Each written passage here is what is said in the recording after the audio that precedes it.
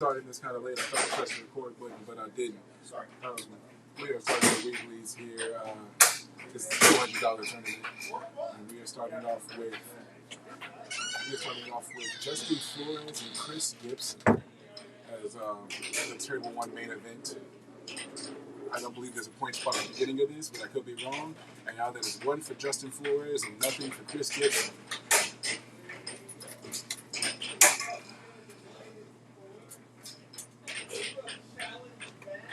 Oh my God.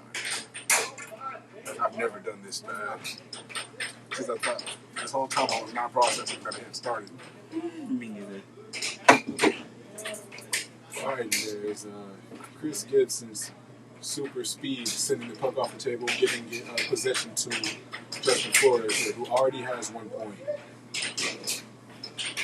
And luckily Chris Gibson is able to tie it all up. I believe we have all 4 of the Wisemen in the building. Tim, Jacob, Sarah, and Noah. I'm not sure if Sarah's playing, but I can verify right now. But I'll tell you who all is in the tournament. We have Sarah Wiseman, Mark Waheed, Chris Lopez, Tyler Gibson, Noah Wiseman, Brandon Amaro, Luis Cervantes, who I believe Luis is not here yet, so that might be a forfeit on him.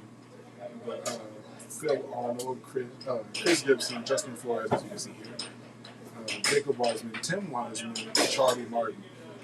And luckily, Jacob and Tim start off together, so no one has to deal with the chaotic Wisemans, the calm ones first. But, also, not so great for the Wisemans is that the crazy Wisemans have to deal with each other. So we'll see how that lasts later on in the night, as the score is now 2-all.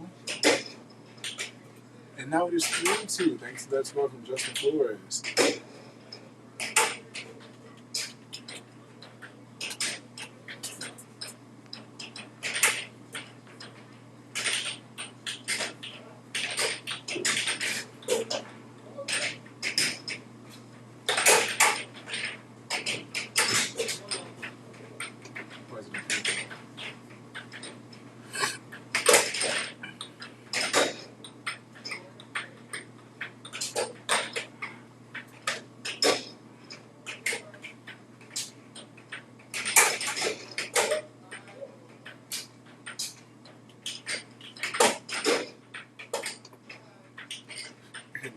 The most back and forth match I've ever seen in my life. Then going from, I believe that was 3-all to 5-all in a matter of seconds. So hopefully we get a little bit of sense made of this matchup before it's too late.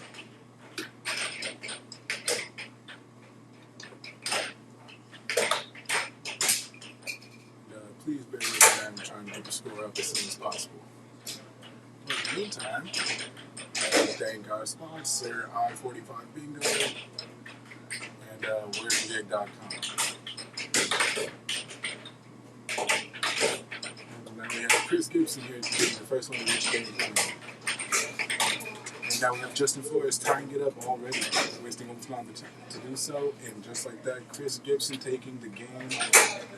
He did initiate the back and forth every time there was one.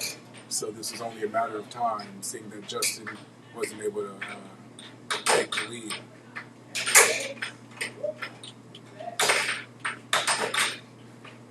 Come on, Justin's ball. I wonder if he wants some here. That's his. It's unfortunate because he's an attractive dude.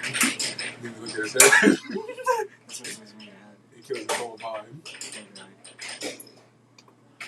And now Chris Gibson starting off with scoring in this second matchup after taking the first game.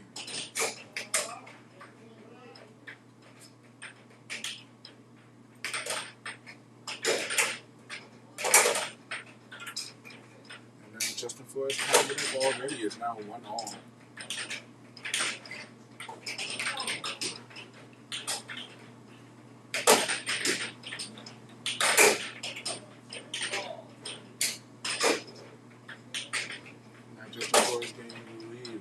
Slippery shot getting just by. It didn't cut from Chris Gibson in the middle of me saying that. My apologies, Chris.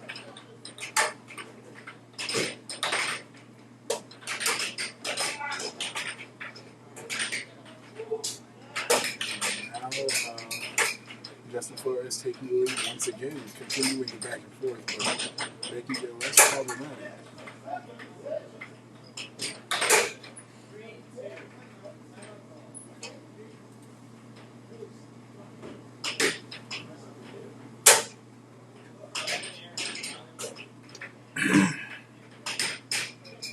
This is frustrating.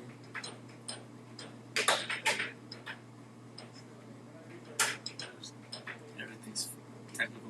Yeah. And now I'm just the score. I gotta run off of the screen that's up there. And then we had a block from Justin Flores sending the puck into the ref's lap. Unfortunately for him.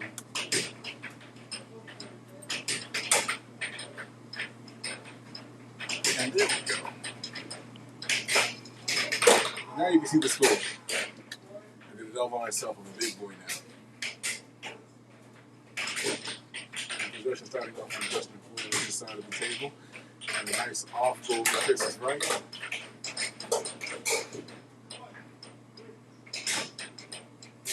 And then off goal of Chris's to Justin's left. It's TJ's left now. And it's him to right wall under. A well-played shot, but unfortunately too much power. The puck did get flipped. And now, because of that last shot, is now 4-3 in favor of Chris Gibson. Nice straight shot from Justin Flores.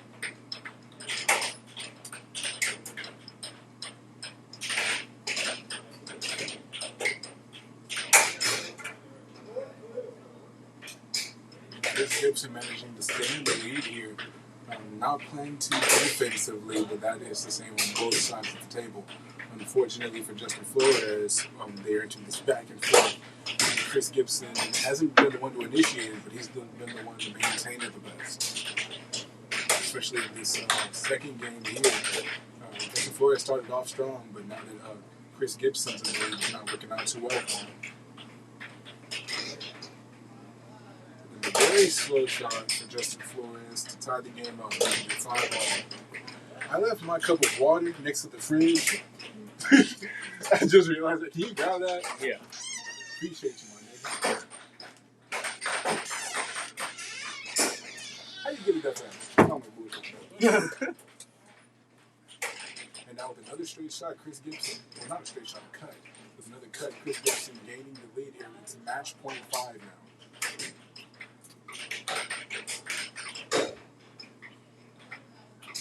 Another straight shot from Justin Flores. So game point, match point, instead by referee Brandon.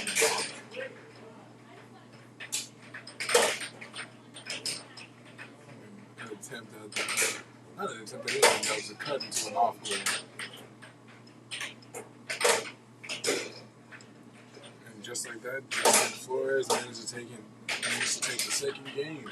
Just as I was saying that Chris Gibson was getting back and forth a little bit better than him. He managed to shut me up.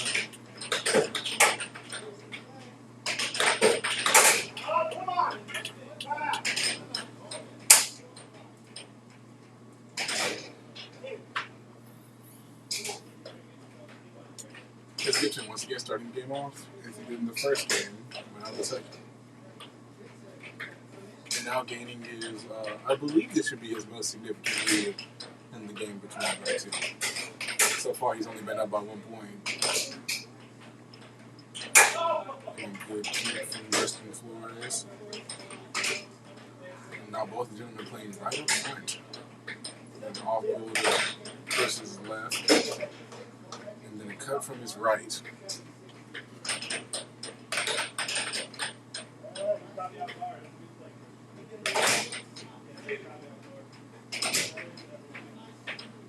Looks like that one was just aimed a little bit too high as an attempt at a right wall over.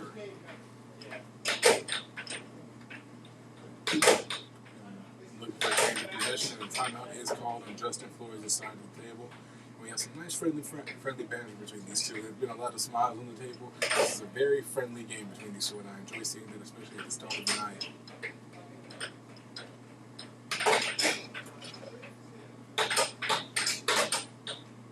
It's 2-2.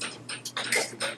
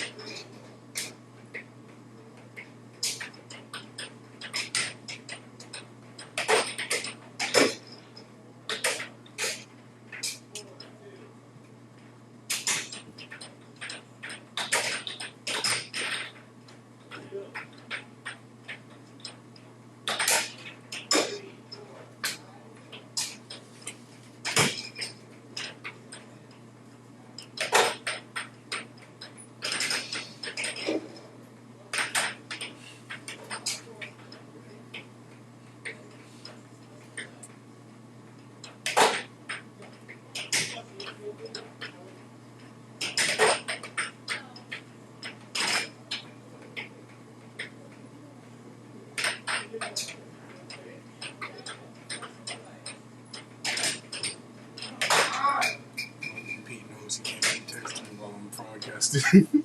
I understand that he has good intentions, but he can't. He's just trying to do stuff to keep him on and do it. This one's like, hey, bro. Now it is match point 4 for Justin Flores, who is now in possession of the puck.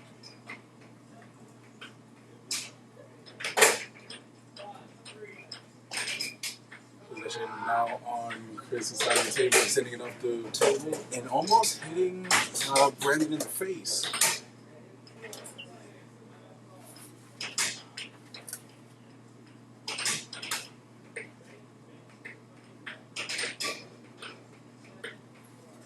And Justin Flores taking the game after I had already said that Chris Gibson was driving it. Thank you for proving me wrong. I didn't mean to be this way. If I had known you were going to listen, I would have said it the way I did, Justin. But that last game ending 7-4, as you can see on your screen here. And that's 2 games back-to-back for Justin Flores to get the advantage over Chris Gibson. I believe we're going to have the Wiseman's play now. I didn't know they were going to be over on table 1, so I'm excited now. I was already excited to see Tim Wiseman play. I expressed this to him, but I really enjoy his style of playing. I will call Charlie Martin a bitch on there. And Charlie Martin is a fucking bitch. Nah, bro, if he plays on the first team, we'll be like, wow. And he was like, wow. An unsurprising defeat from Charlie Martin. Shoot my shot. That's tough. Not if you Shoot my shot. shooting your shot. Oh, we all getting the Wiseman.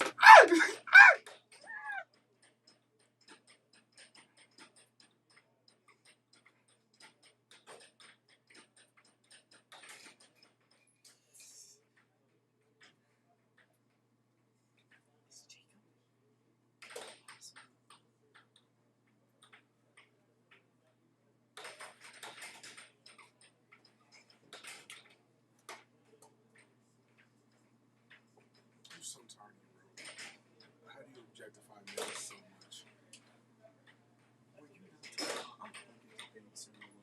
Yeah, because I just got to talk to her. And I had known her. And Jacob Wiseman's Jabob?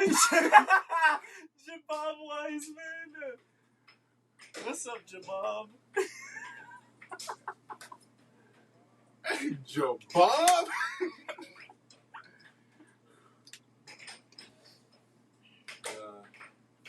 Quick typo. Has fixed. Tim is not playing Jabob. Jabob's not in the building tonight.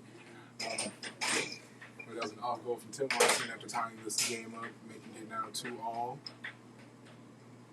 Honestly, don't know who to root for here.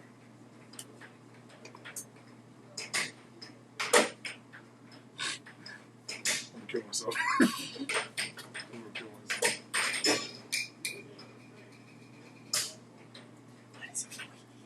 He does it all the time. You guys are like friends now. He does it all the time when I'm texting him, dude. All he does is open. Something about it feels racist. Or flirty. And now Tim Wiseman in possession here, lining up a shot right up front and then taking that back. Looks like he was looking for an opening, and unfortunately there wasn't one on Jacob's defense. And a good block. Unintentional on Tim Wiseman's half of the table, and now Jacob stealing possession at the last second. And getting just behind Tim's Mallet with that score. They can get 4-3.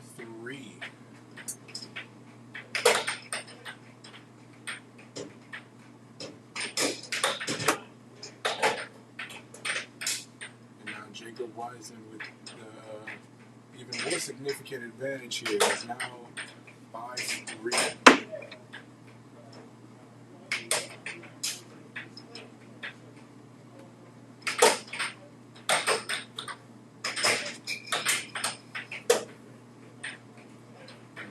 Possession now. And Tim Wiseman with the change of possession.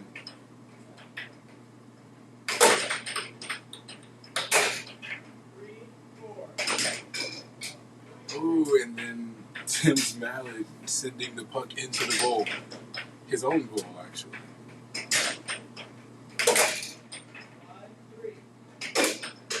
And then a straight shot from Jacob Wiseman making the score 7-3. I feel like there's some aggression behind that shot.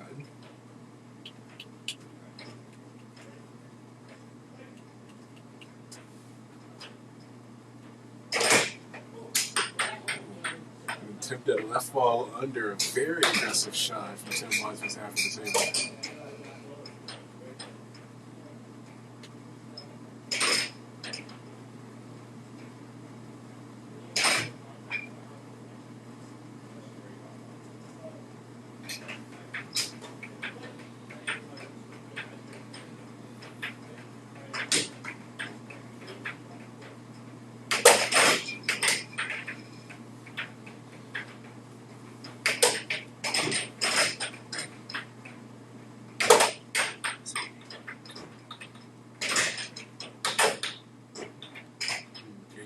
Going on the offense, block. He's gonna have to start working on his defense a little bit. It doesn't seem like any of the blocks on his side of the table have been intentional. And just like that, a straight shot from Jacob, breaking up the silence. Now 1-0. Jacob Wiseman.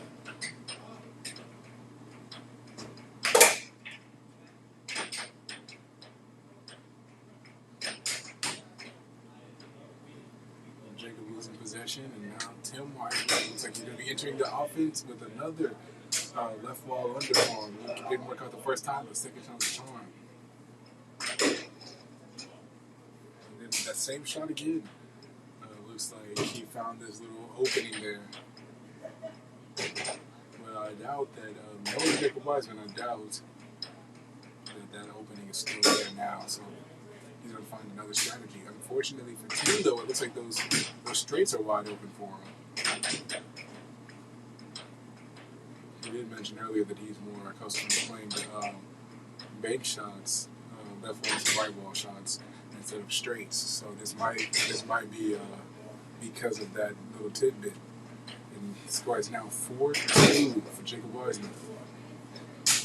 And now switching the angle from the shot that was before. And Jacob Wiseman using it on his old man right back to him.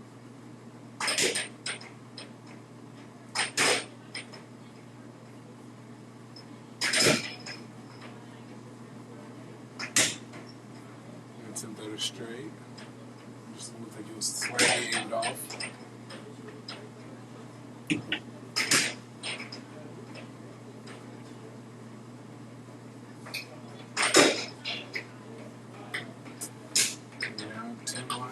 Showing signs of life, but he became a little close, and then seeing the straight shot coming, based off his reaction, it is now match point 4.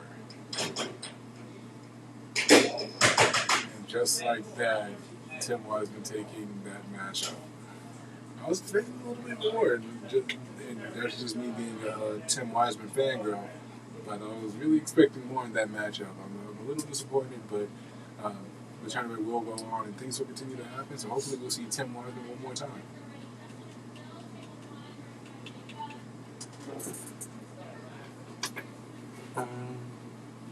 When you're a Tim Wiseman fan. That's a very good question. Look at my boy Phil. He looks foul. They did him dirty. Oh, they're not even fighting on him. They could have literally just. So if I've been playing since the That's beginning foul. of Airhockey, That's so dirty. That would be 1973 until now. So how many years? That's about 40 years or 50 years? 60. No, that would be 33. 70 to 2000 is 30, and then we're so 50 to the 20. Yeah. So that's 53. 53. 53 years. Yeah. So that's all right. What is your greatest game you've ever played? The greatest game I've ever played in air hockey was, I would have to say, we have to look at the greatest match I've ever played. And that was for the number 1 in the world against the reigning champion, the number 1 player, Bob Dubuisson of Denver. I played at Denver in the mid-'80s, and we played the match for number 1, and I defeated him in the final game of the match. and beat him on a right wall under. I never will forget it. He charged out, I went under, and I became number one in the world. I maintained that with a victory over Vince Chappelle, 16 games to 0. Then I lost to Robert Hernandez, who became number one, taking my number one ranking, beating me by 1 game. Imagine somebody came to your house with that same move over and over again. You open your house for a split second, and all he doing is this.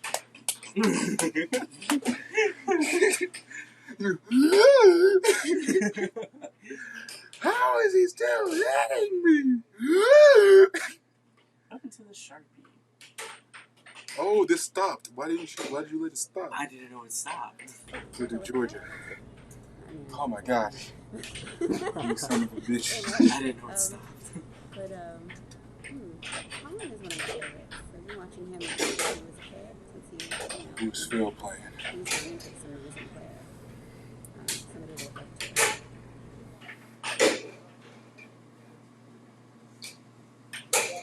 Yes, Julie Miller. I am from Raleigh, North Carolina. I don't know that there's one specific game that went really well, but I am really proud of how I did at the 2019 World Championships in Colorado. I wasn't planning on playing, and I signed up on a whim, and I did a lot better than I thought I was going to, and I learned a lot. It really made me interested in the sport again. My name is Brian Casada. Sure, I'm from Chicago, Illinois. My first doubles championship with Dan Meyer. We were in the second set of the finals, and the final game, I had the final shot, so it was just really a great moment. My favorite player in air hockey is Billy Stubbs. I've trained with him since I started playing in 2009. He's coached me, taught me the game. Really good friend, really great player, better person. My name is Rob Kennedy, Chicago, Illinois. My favorite player, I come from the Chicago crew, so, I really respect and like all those guys, Billy, Dan, Brian. But I would say my favorite player is probably Brian Casada. I like his play.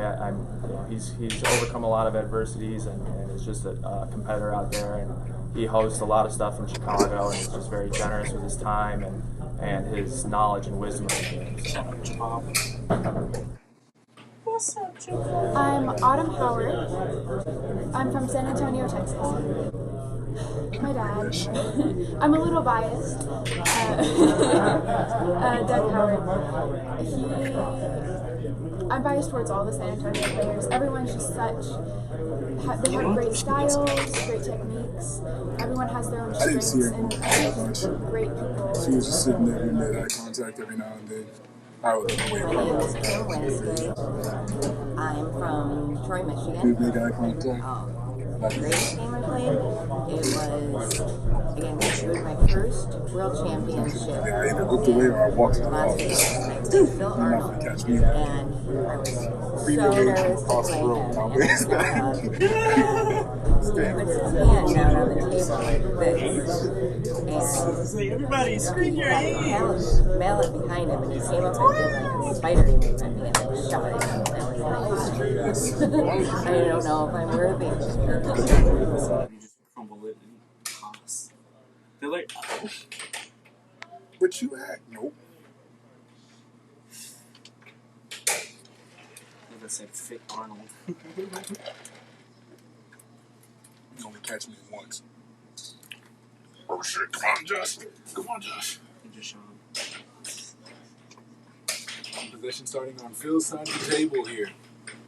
And very quickly switching to Justin Florida's side of the table. I saw Phil play earlier, and he looked like he had a certain swagger about him today. So I'm excited to see him. But also seeing Justin Flores play that game against Chris Gibson earlier. I'm also seeing what kind of mind state he's in. So this should be an interesting matchup.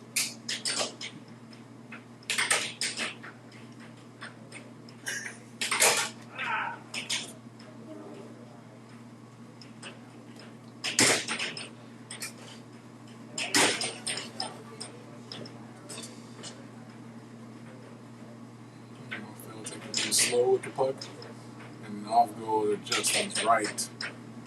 I think he was aiming for possession there and just didn't work out for him, unfortunately.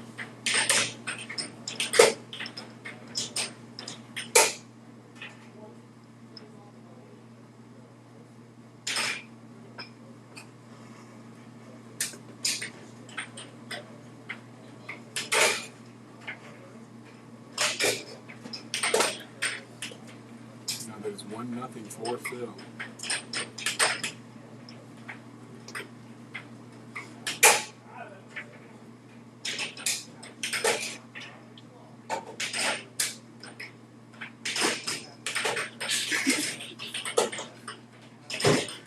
She crying?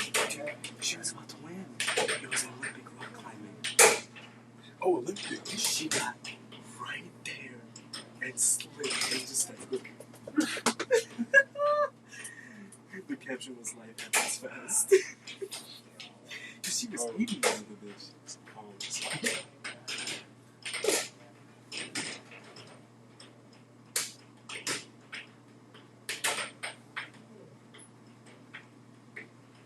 Yeah, it seems like it's going to be Justin who was trying to catch Phil off guard. Well, we've seen a lot of movement on Phil's side of the table. Doesn't think that's going to happen.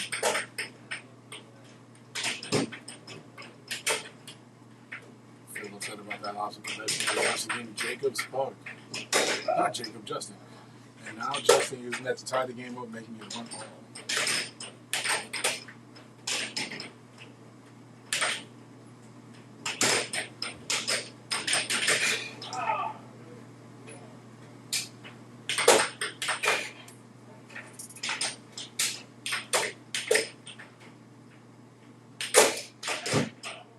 Ooh, and Justin coming right up front, knowing exactly what Phil is trying to set up.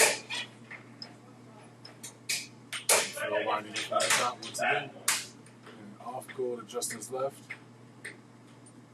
Now taking things nice and slow, and then a straight shot to give Phil the advantage once again, making the score now 2-1 Phil.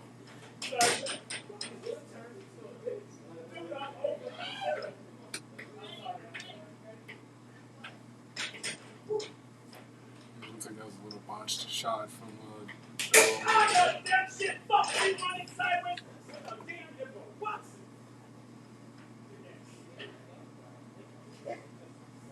Who was that?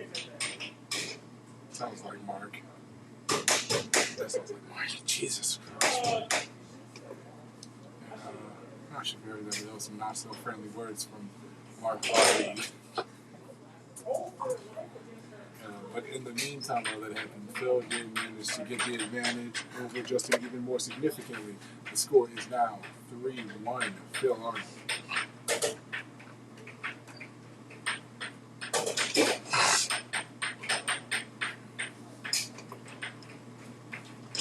Oh, it looks like it was Phil that scored just now. I thought it was Justin. I was hoping it was Justin for Justin's sake.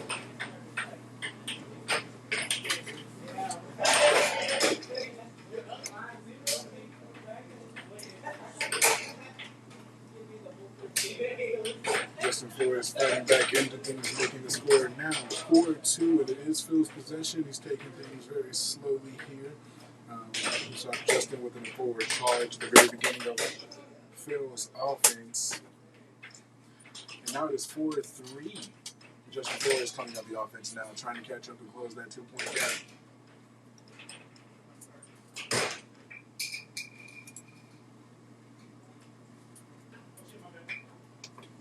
Hedge and school. No. Hedge and school.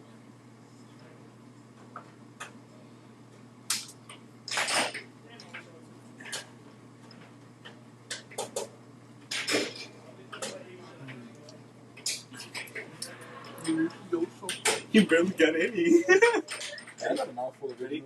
3, 2, 1. I believe that's 5-3 for Phil Arnold. Seeing as Jacob Wiseman's thumb is out.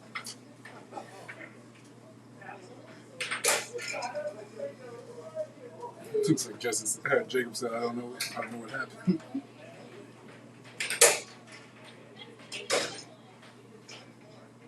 And a straight shot from Justin Flores. Once again, closing up that gap, trying to stay as close behind Phil as possible. And Phil very upset about the lost possession. It's all right, Phil. If you lose, you got a whole other match after this. And if you win, you got a whole other match after this. Either way, you got a whole other match after this. Just calm down. Take a breath. Now, left ball under for Justin Flores to tie the game up. And now using I believe that was Phil's own rally to score against him. It's now game point 5.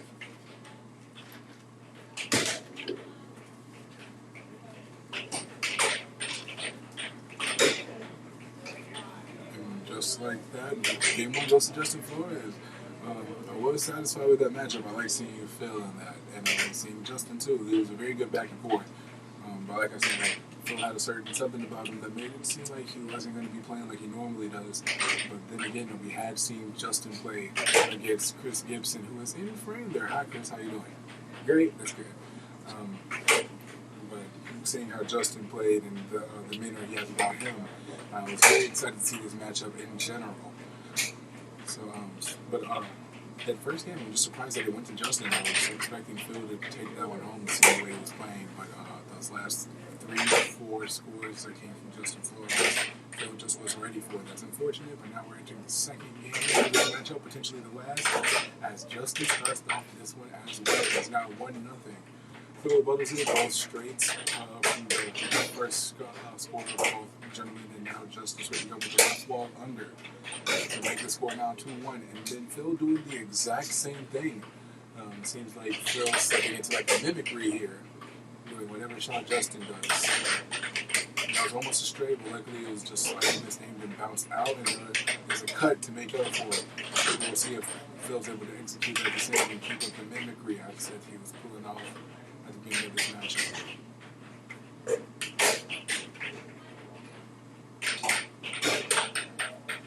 And another cut from Justin Flores, making the score now 4-2.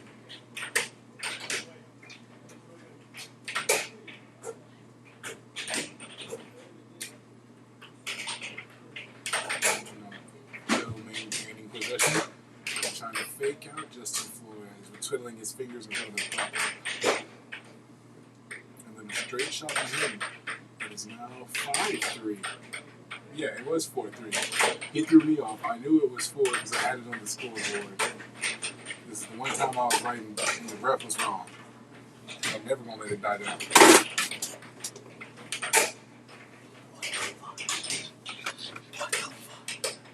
I swear to God, this is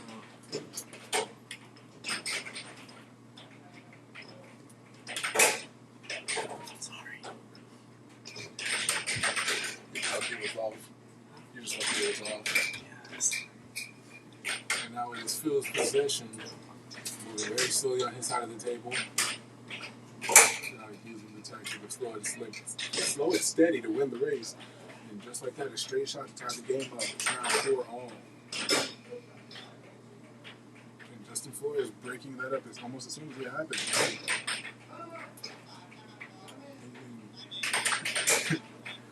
Phil tying the game up, then calling a timeout, then calling time in immediately.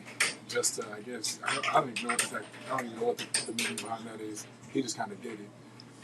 I have no idea what that was supposed to be.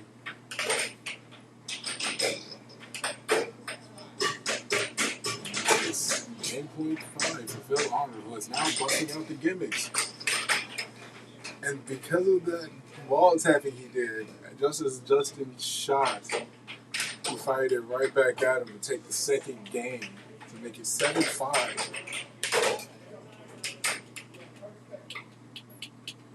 I wonder if that's why he does that, why he does the wall to goal tap. Is it like a certain shot in the middle? It's where if you shoot during that, it goes back into your goal post. It's a pretty cool secret move. That could be someone's thing. They do that. It's like it's dangerous to shoot because if you mess up, they'll score. He's like, oh no, he's into sage mode. He's into sage. I can't throw a punch now. He would redirect it. Guitar and Sakura aren't black again. What? Guitar and Sakura aren't black again. What do you mean? This is for the TV show that they're making. They're indigenous. The Guitar and Sakura are black. They're darker skinned indigenous. They are not darker skinned indigenous. They never get those two right. And just in tying the game up here, Phil upset about it, very comically. Trying again, but now 2-1, and Phil once again doing the tapping of the table. Having all the sounds trying to disorient his opponent. Made a very aggressive shot from Justin Flores. Causing the puck to fly off the table. It will be Phil's possession.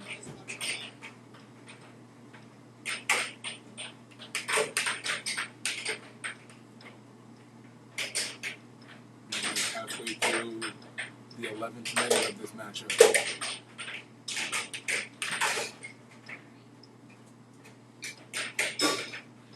And the straight shot making it 3-1. Phil Arnold not playing around this go around with Justin.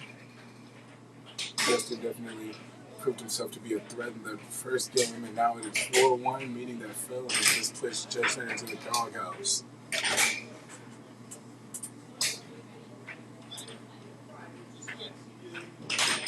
The puck is in play. It was on Justin Flores' side of the table, but very quickly shifted to Phil's side. He starts off with an off goal to Justin's left. I think that was an attempt at a straight shot, just slightly misnamed by Phil.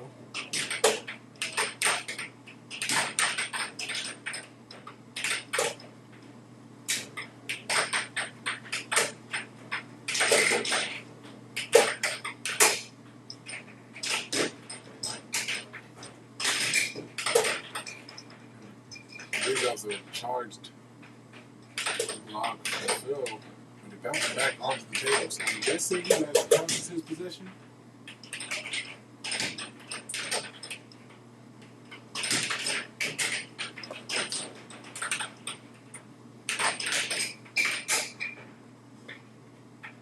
And I believe that will be Justin's possession now.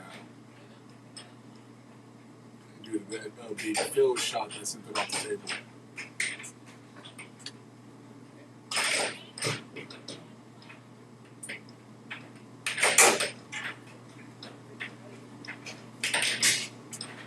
Another off goal to Phil's left. Not Phil, to Justin's left.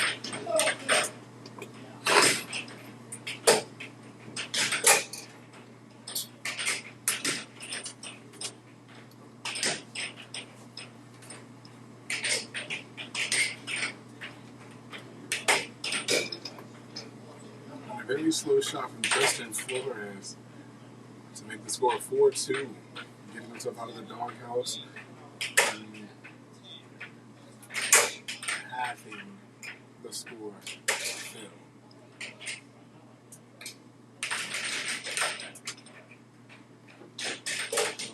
No possession.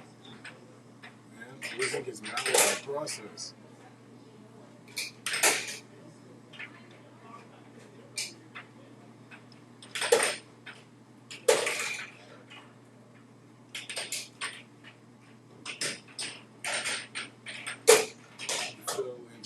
Widen stance with a very good block on his side of the table and a change of possession in Phil's favor. If Phil going to a corner, we don't normally see that from Phil at least.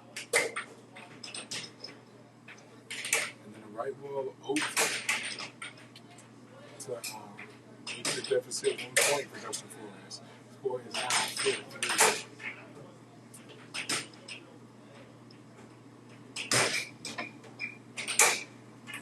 Should be Phil's possession once it's back on the table.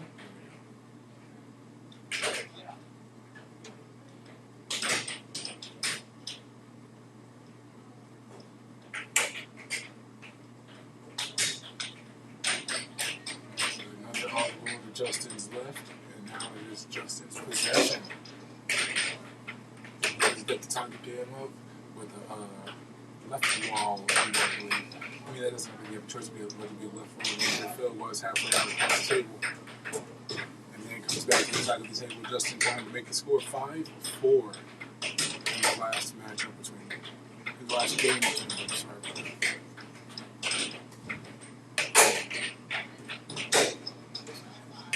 Justin Flores tying it up. I believe that was a straight shot he used. And now, right wall under. Phil gains the lead one more time. It is match point call. All Phil has to do is score one more time, and he will end this sort of hot streak that Justin's been on. He did that with the last game since he won it, and entered this, forced it into his third game here. But there he is with that straight shot once again. Seems like straights have been killing almost everybody tonight. Except for Justin Flores, a good block on the straight from him. And it's match point either way. So one more score is all either of these people need, and then a straight shot once again from Justin Flores to take the third and final game between him and Phil.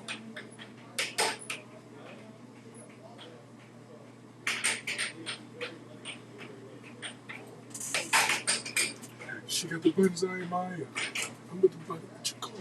I'm about to say it in the wire. Wait, you know what I'm going to wait. Get some pop smoking now.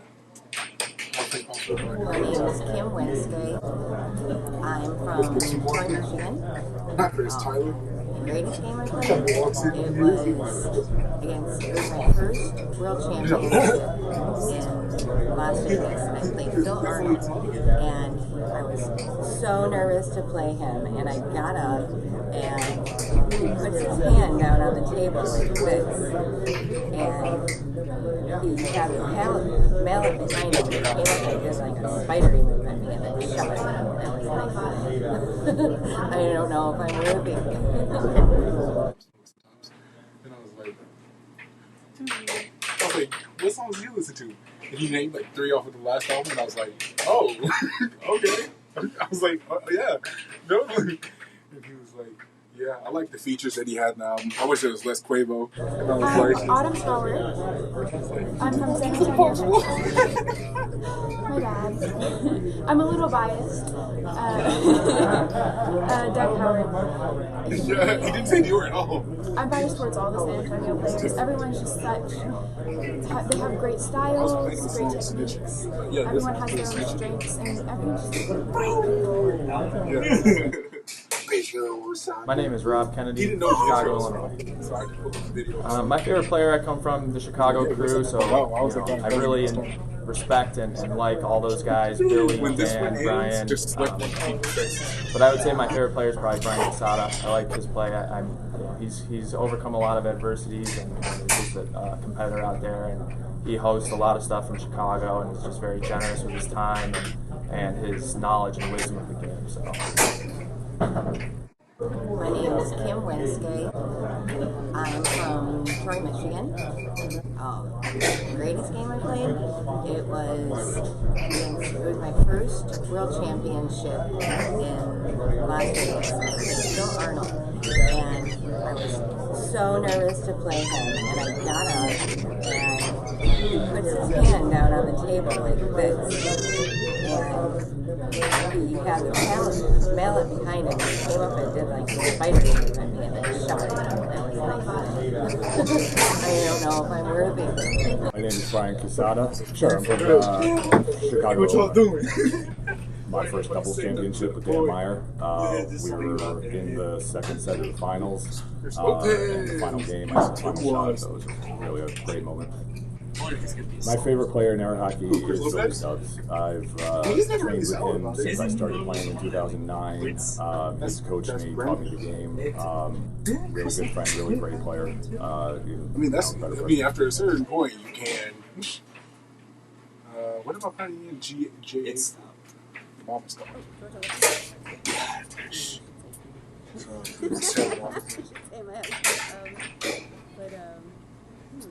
Colin is one of my favorites. I've been watching him since he was a kid.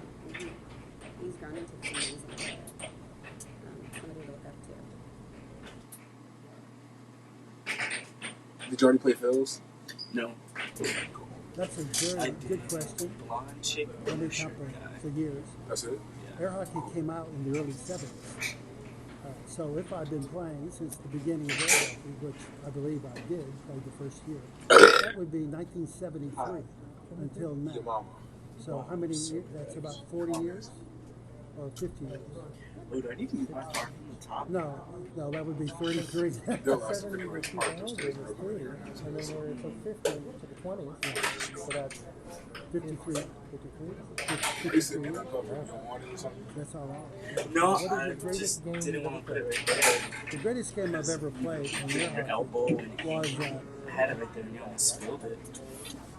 I would have to say we have to look at the greatest match of the and that was for the number 1 in the world against the reigning champion. The number one. Started?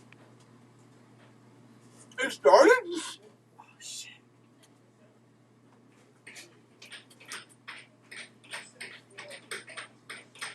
Four points. Why didn't they say something? I guess it's kind of hard to do that. Yeah, that's like no one's but mine. At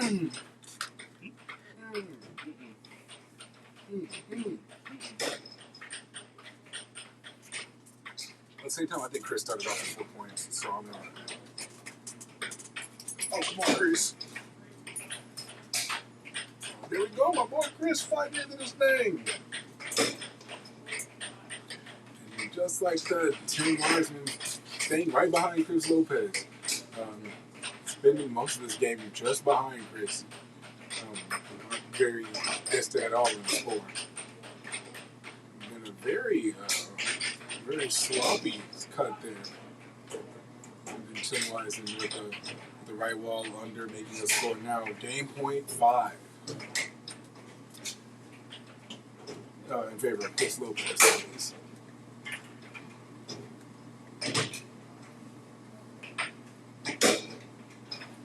Then a straight shot from Tim Wiseman. And now it's points either way. And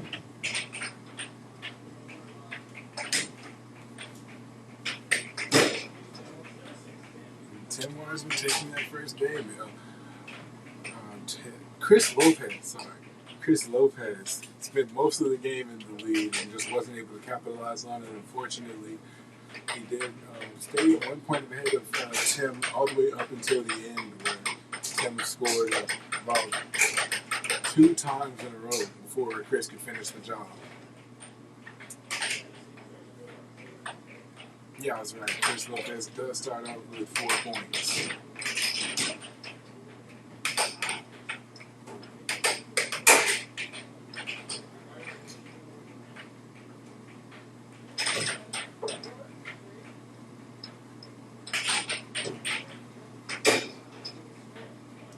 It's 4-1. Means that Tim Wiseman has entered the doghouse early.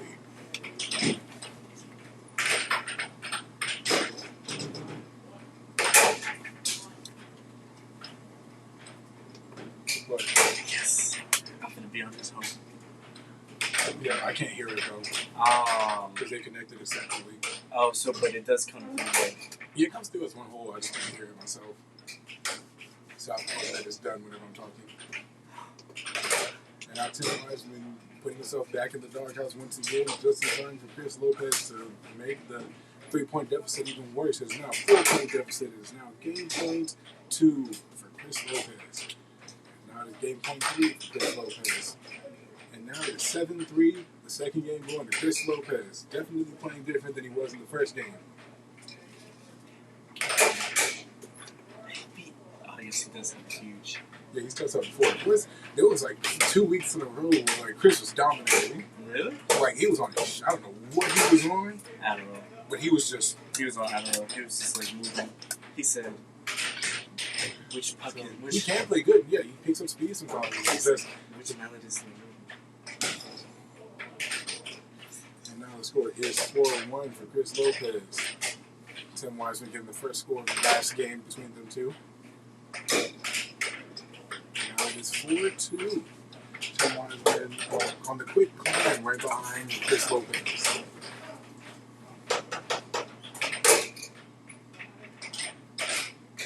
It was a slow attempt at a straight. I guess he was hoping that Chris would move out of the way, and then just like that, a right wall under. It is now 5-2. Once again, Chris Lopez keeping Tim at 3 points away.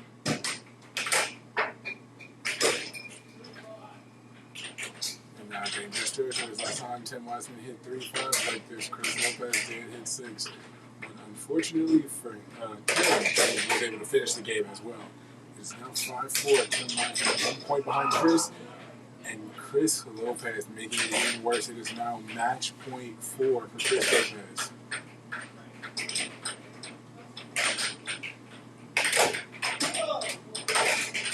It's an off goal to Chris's left. No reaction from him. Another attempt at a bank shot. Chris going to defend. Why would you do that? Why would you do that? Who told you to? What the fuck? What happened? Cameron just died. Oh, I know exactly what happened.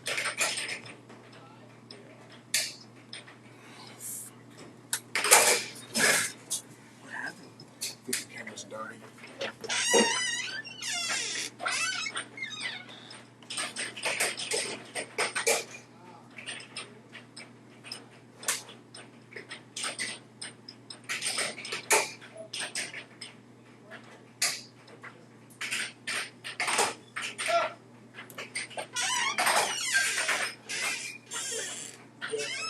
Camera's died. So we don't have to take one. Not until they turn back on. Then I gotta go up there and reconnect it. Because they're connected to extension cords, and that extension cord is connected to one extension cord. That one extension cord has to be plugged into the wall at the start of the night. I didn't do that.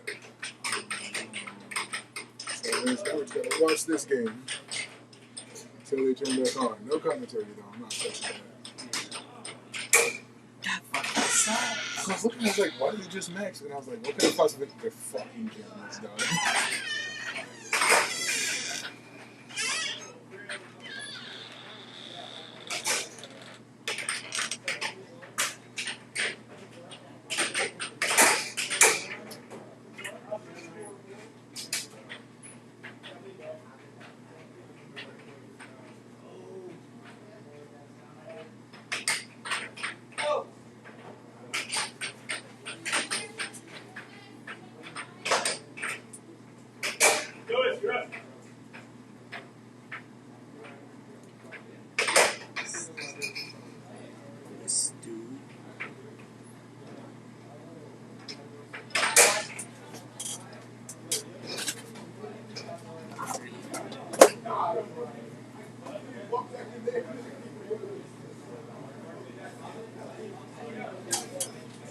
Let's go be social.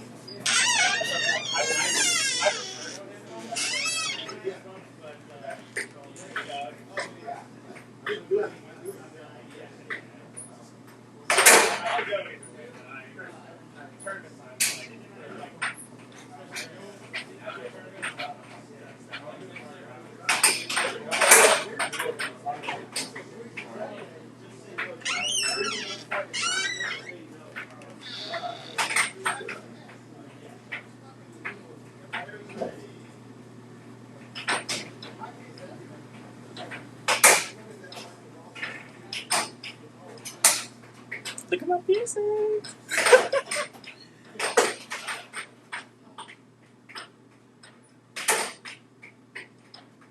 Let's hope that doesn't show up on the thing. No.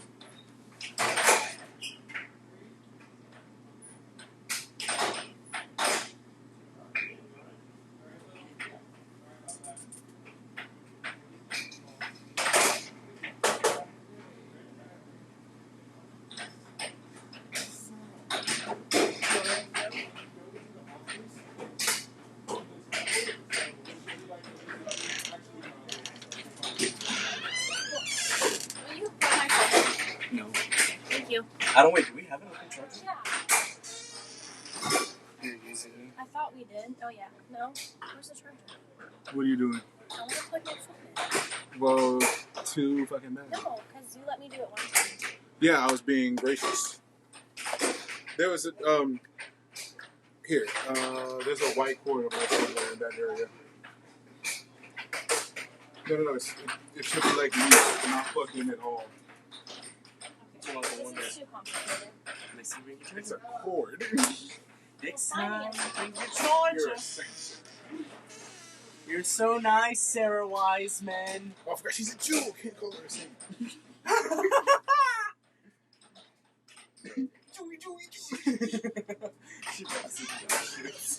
I'm going to step outside. What was that? Nothing. I didn't even speak, honestly.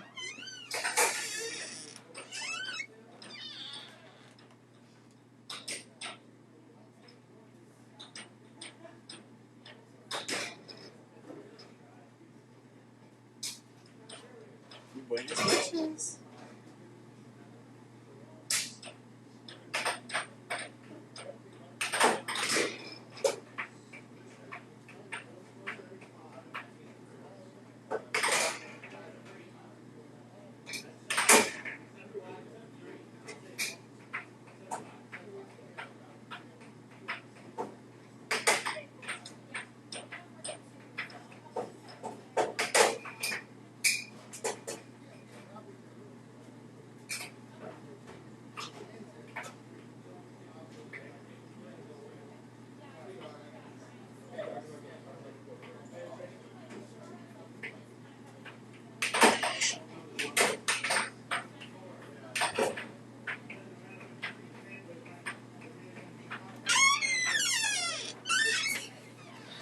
Fran and Sarah talking about what you heard when you first came in. She was basically explaining herself. And he was like, Oh, is she part of it? she doesn't like beat. She just, So she was- she's like the least outward about it, though. If she doesn't like beat, she doesn't tell anybody. No, I know that. I know she doesn't like people. But was she was one of the ones complaining about the screen time? Mm-hmm. She was like in the little group. And so he was like, her fiance was, so what's the problem with Pete? And she was like, it just always seems like he had some kind of agenda. And I was like, Agenda? But didn't he set up ESPN for that? Like, what do you mean? I don't know. Because I joined in halfway through the conversation. It just seems like he always I has an was agenda. just, you know. Yeah.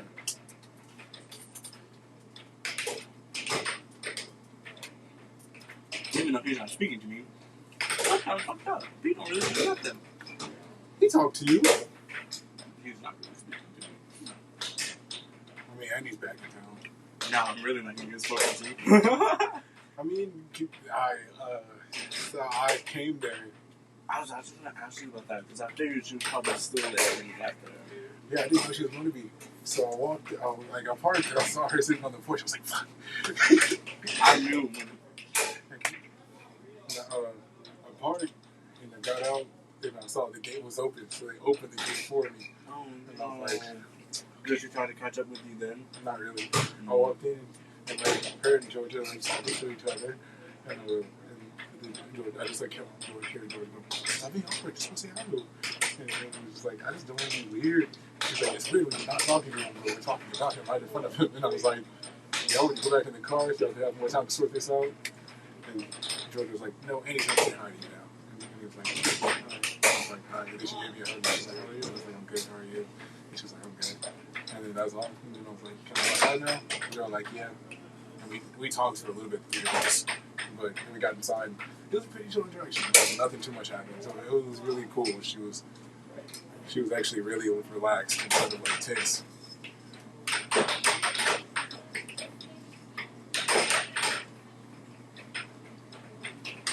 That's 5 for the. Ooh, wait a minute.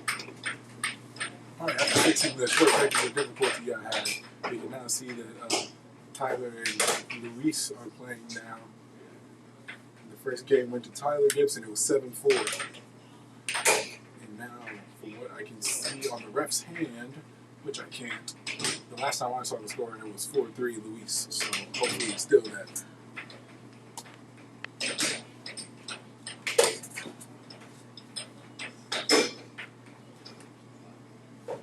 I was wrong. It was 5-4, but that was 5-5. And now it is 0.5 for Luis. Very rapid fire. Thank you for testing how much I can keep up with the game. I definitely don't feel disrespected. I'm just gonna call me a bitch like that. Y'all think y'all can do this to me? To me? Ah! Is Tyler the better player? Out of him and Chris? They have like alternating things. Like, When I was watching them play, I couldn't tell on anything. yeah, he's very much like not defensive. He's still an offensive player, but he doesn't do too much on the table. Like, he's mostly just he's good at blocking his goal and then finding little shots. He doesn't shoot unless he goes in, unless he knows he can go in. But then you have Chris who like sets stuff up and does all this and that, and Tyler who's just kind of just like. He's more free forward. Yeah. And with all that fuck shit. And we're starting off this third game between Luis and Tyler. The score is now 4-1, meaning that Tyler has officially put Luis in the doghouse. Just in time for Luis to get out of it, making the score now 4-2.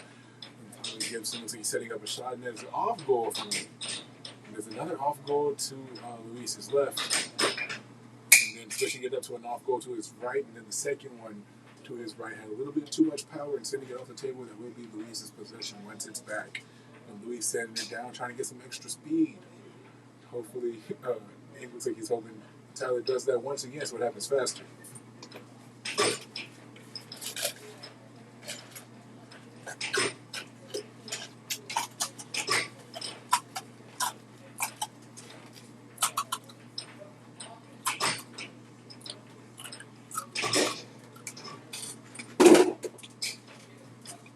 Now Luis making that a 1-point deficit. It's now 4-3, and Tyler pushing it right back up to 2. It is now 5-3. And now it's 5-4. Luis starting to back and forth here in the third game after he's already down 1 point. It's a bad time to start that, especially when you're not leading it. Here's an attempt at a right wall under and a good block from Tyler. Sending it off the table, but luckily it was in defense, so it is his puck.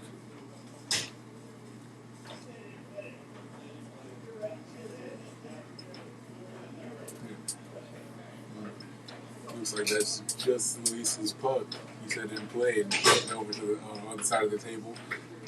And both players calling him out saying, "You said didn't play." And Tim saying, I did. So that means now it is, well, I mean, it was Luis's puck, but now it's Tyler's who scores and makes the score. Match point 5. Once again, the puck flying off in defense. It will be Tyler's possession once it's back on the table, and now it's his.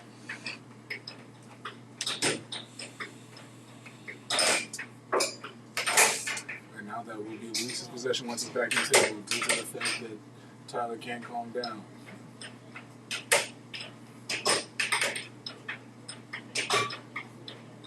Another good block from Tyler. And shooting the same shot right back to Luis. Now it is match point either way. And now it is Tyler's possession once again, and an off goal to Luis's left. And attempt at a shot on his right. And sadly, Luis was able to block that, and the puck did fly off the table.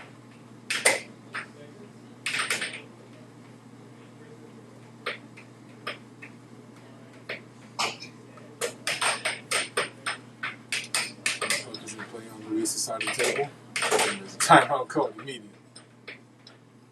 And now the time is back in Luis's play. An off goal to Tyler's right, no reaction. An off goal to his left, he almost went for it, but didn't quite. And now that one looked like it was attempting to cut. And finally, Tyler with a great block. And just a little bit too much power behind his shot, sending it off the table, putting it in Luis's court once again. Hopefully he's able to capitalize on this great defense he's put here. He's blocking anything Luis comes with. And Luis taking the matchup with a smooth, straight shot. And Tyler looking a little bit upset about it. Looks like that's Mark Watt trying to give him pointers.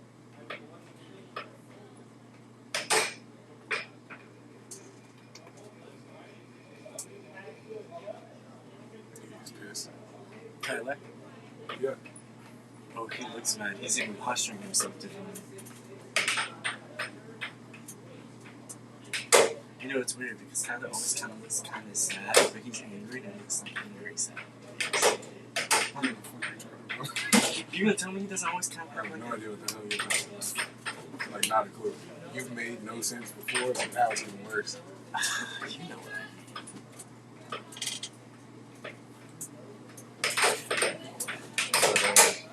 He was posturing. He was like broadening his shoulders.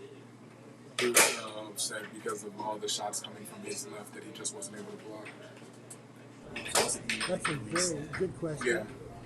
Let me count It was the like years. Mark was telling him, Air hockey came out in the early 70s. and he was like, I was trying. So if I'd been playing Every time since he the came with beginning you, of air he was hockey, inside. I believe I did Mark was for like, the first year. Why That did you was block in it? 1973 until now. So how And many then years? that's That's when about 40 Chris years? stepped into the film. Chris was like, said some shit like, No, that would be they 43. were real close, and then they were going to go in, and then like off goals went. So Luis came in and he started explaining what he was doing. And basically, everybody was defending Tyler in front of Mark because Mark was trying to come for him. The greatest game I've ever played in air hockey was. Pussy boy, you can't lie, pussy boy. I would have to say that's one of the greatest match I've ever played. And that was for the number one in the world against the reigning champion, the number one player, Bob Dubuisson of Denver. I flew to Denver in the mid-'80s and played the match for number one, and I defeated him in the final game of the match and beat him on a right wall under. I never will forget it. He charged out, I went under, and I became number one in the world. I maintained that with a victory over Vince Chappelle, 16 games to 0. And I lost to Robert Hernandez, who became number one, taking my number one ranking, beating me by 1 game. That'll be it. Oh, Georgia looking back.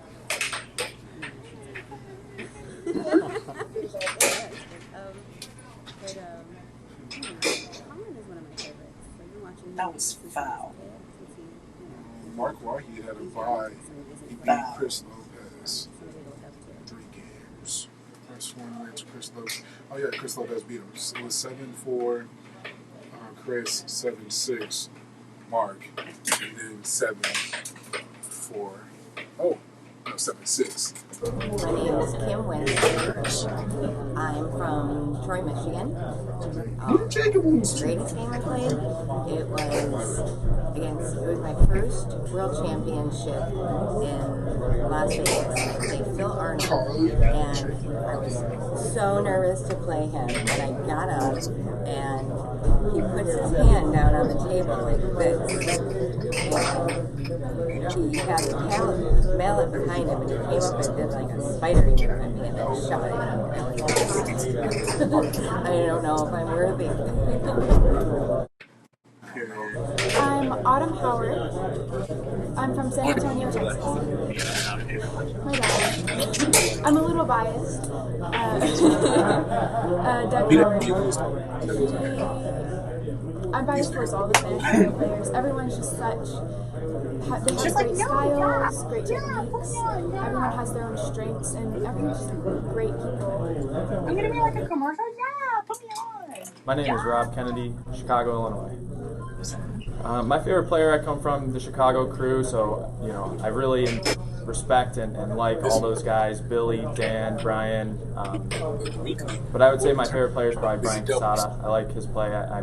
He's overcome a lot of adversities and is just a competitor out there. And he hosts a lot of stuff in Chicago and is just very generous with his time and his knowledge and wisdom of the game. So. That tournament was long.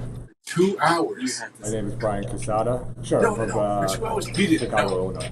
So you were just saying. My first double championship with Dan Meyer. We were in the second set of the finals, and the final game, the final shot. It was really a great moment. My favorite player in air hockey is Billy Stark. I've trained with him since I started playing in 2009. He's coached me, taught me the game. Really good friend, really great player. Better person. And I was like, Wow. and he was like, what? And I was like, Jay. I didn't say it again because we were on the street. So I was like, Jay. You did all of that on screen? I'm muted. The second I realized, the second he said it fast, say the name again, bro. And he was like, they're clever, dude. And I was like, yeah, he could die though. Because his teammate threw him under the bus. He was like, yeah, I didn't come up with a name. He did. He was like, that was all him. It was just a good name. What was he out of safety? He was super chill, dude. Look. Every time you said his name, you had to make sure you were like super spaced. We just didn't say his name. We just called the book for the rest of the night. Yeah, Team Book was really chilling. Yep, they were just book.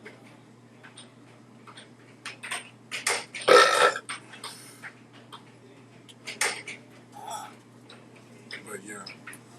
And I met him afterwards. He's a super chill dude. It makes sense that he came up with that name. You made me say book hockey for 2 hours. What? Steve wants some fuck shit. What happened? This nigga texted me. He was like, do you want to hang out? And I was like, I don't know, possibly. And I was like, did you have something in mind? And he was like, yeah, I want to fuck. And I was like, You keep it in the book 50. you don't have the skills to keep it in the book 50. You don't either, virgin. I'm not a virgin. Whoa, 3 times. He's so different. It's been more than 3. It's like 5. How many different people? 5. Oh, you're a slut. Fuck you. I'm sorry. Oh.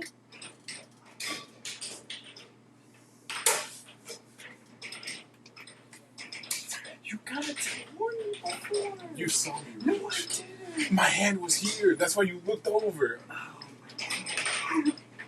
I'm unmuting. Now Jacob Wiseman tying up the score, making it 2-all.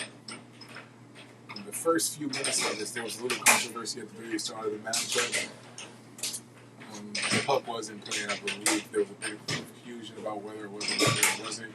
And being pushed off to another side of the table. And now Mark Waheed going blow for blow with Jacob Wiseman here. It's now 3-all.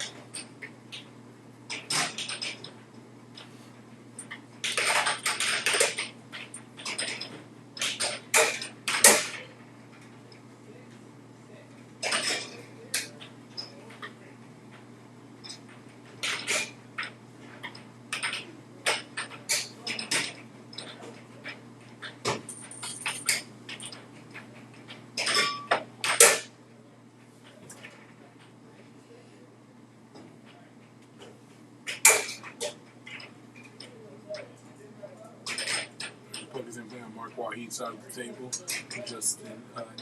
Jacob attempting to regain possession and working the second time around, and then a straight shot, making it 5-3, and a timeout's called on Mark Waheed's side of the table.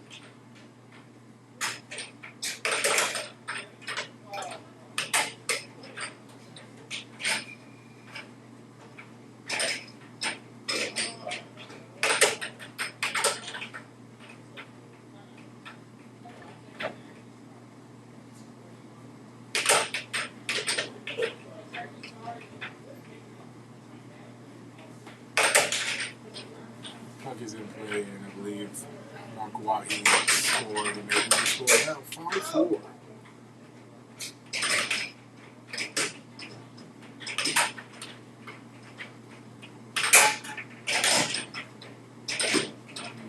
Jacob's left.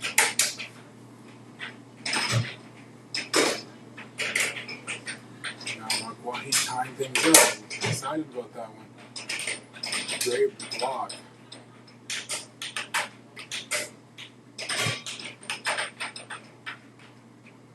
Jacob on the offense here. Mark fully extending his body and upset about it. Falling for the bait that Jacob had set up. And the puck almost going in underneath his body, but luckily was sent off the table, making it his possession now. And then that very fast shot from Jacob Wiseman is now his possession once again. And that was 3 off goals, then leading into a cut on that same side.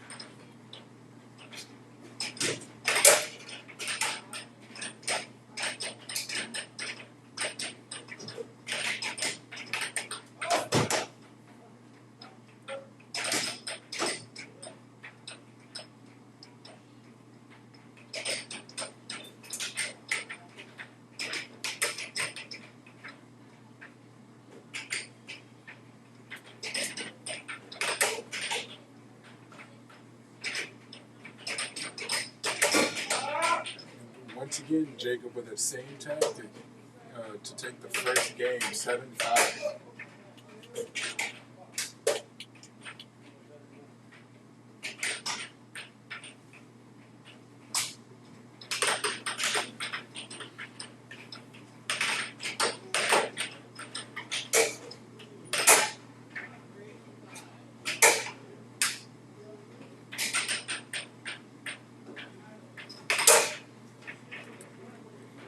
Jacob didn't know he was in the elimination bracket.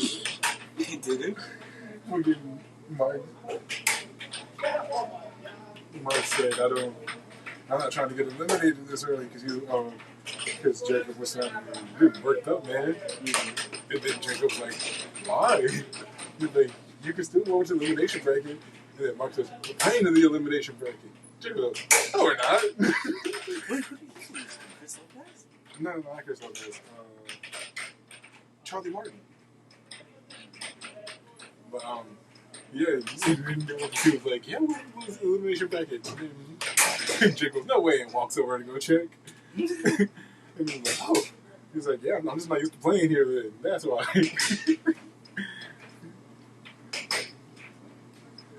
And Mark said, okay. In the elimination bracket? Yeah. I'm just not used to playing here. They had to walk over. Like, he was genuinely confused. He wasn't here trying to diss. He genuinely had no clue he was in elimination bracket. He was, oh, that's right. Yeah. It's gross. It's like, God. The score is now 1-all in Mark Wahid's possession here. And then it's right wall already. Left-handed. Left wall under to get himself the lead. And now it's 2 either way. At the very start of the game, Jacob Wiseman had to be told that he was in the elimination bracket. On another table, we are having the winners' semifinals being Justin Flores and Charlie Martin against each other. The first game of that one, 7-6, Justin Flores. I'm imagining that Jacob Wiseman is happy about that, seeing as Charlie Martin is the one who pushed him into the elimination bracket in the first place.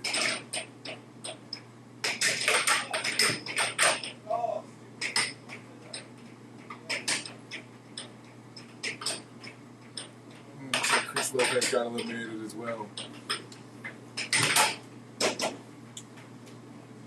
I think so far the eliminations are just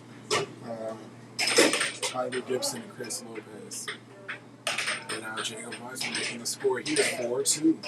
All eyes are on you, Jacob. It's okay.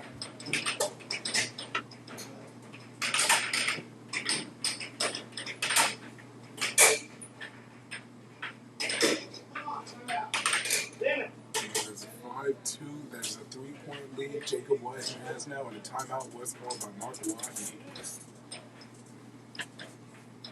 He had a very good first game. I'm not sure where all that juice or that stamina went to, but it's definitely not here anymore.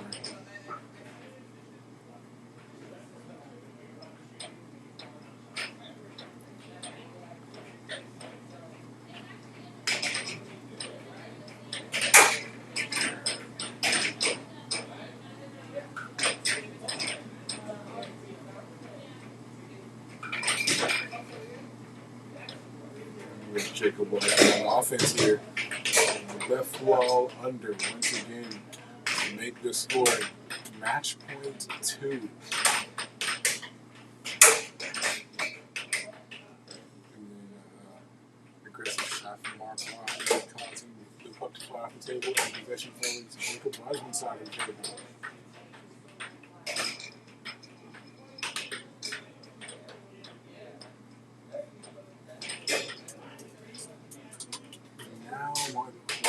Making the score now 7-3 on the ending note of this game. Scoring and saying finally, which was better than, I'm guessing 7-3 would be better than 7-2. Now we have Noah Wiseman stepping to the table. Hopefully his finger's doing better. He managed to somehow hurt himself and land all over this half of the table he's playing at right now.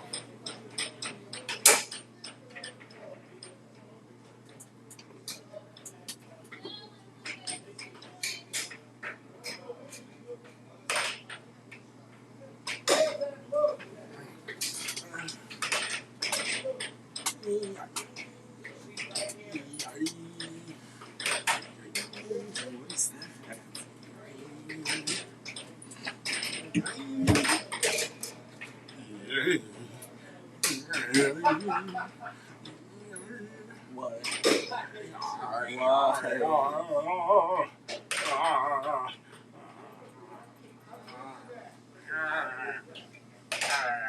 That's my impersonation of Adam Sandler having sex.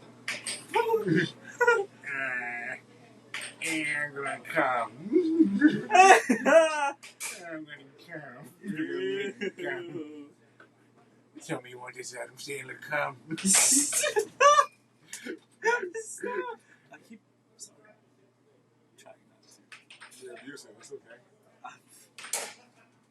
Don't call me abusive. I'm not abusive. The first step is admitting that you are one.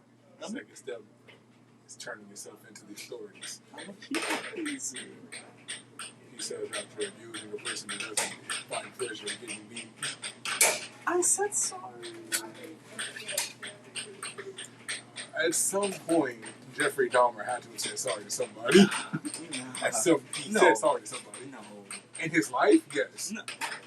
That's not the same. That nigga was a serial killer. Sorry. But he had to at least bump into somebody and said, excuse me, just for later on random murder. Isn't that crazy? A murderer could bump into you and say, excuse me. Please. Just to go murder somebody. Just to go murder somebody.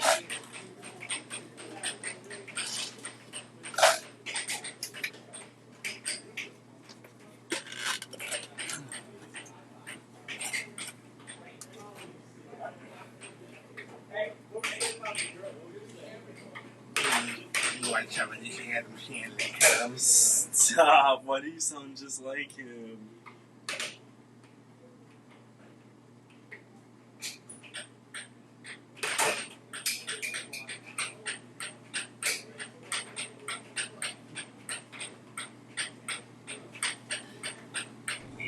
That's a very good question. Let me know for years. Airhockey came out in the early 70s. So if I've been playing since the beginning of airhockey, which I believe I did, played the first year, that would be 1973 until now. So how many years? That's about 40 years? Or 50 years? No, that would be 33. 70 to 2000 is 40, and then we're so 50. Stop! So that's 53. 53. That's all right. What is your greatest game you've ever played? The greatest game I've ever played in air hockey was.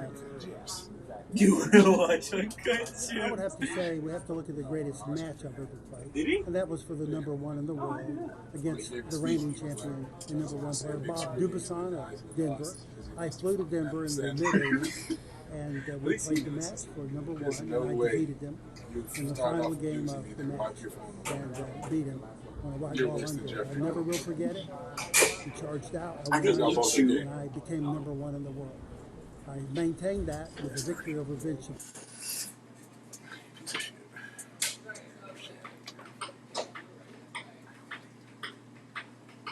What? Oh, I said I hope they heard that.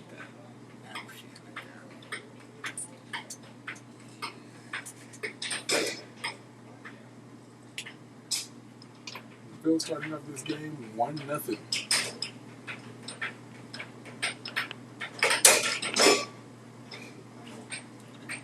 He's firing back, making the score 1-all.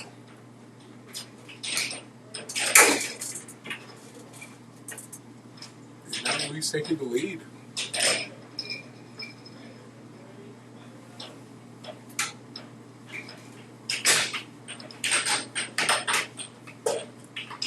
That puck went in and then bounced out. Feels like to tighten the defense over on his left side.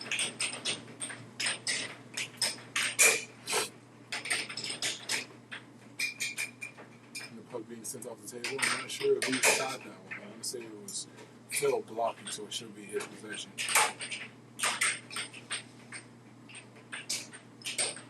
Oh no.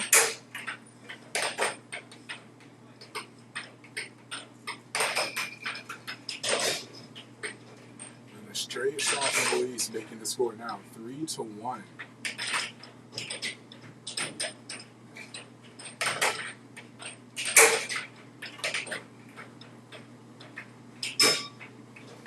And another straight shot from Luis, making the score now 4-1, putting Phil in the doghouse.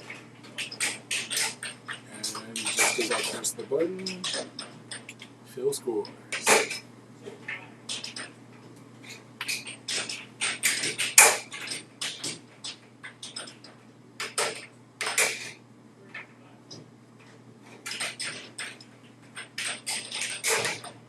Having good change of possession for Phil. And maintaining it and losing it at the last possible second. And then on the right wall under from Luis, making the score now 5-2, putting Phil back in the doghouse.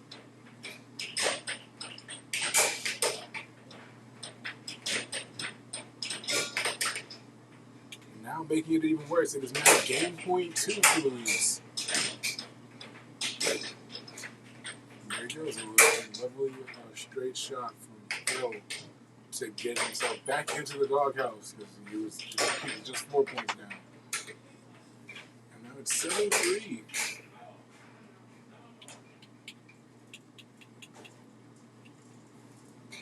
He's definitely taking the driver's seat in the last few seconds of this game here.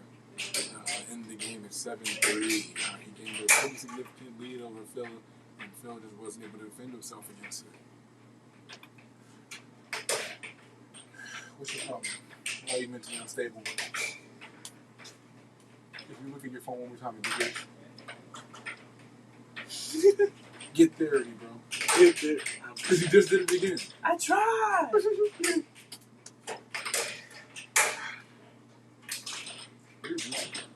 It's not even hard.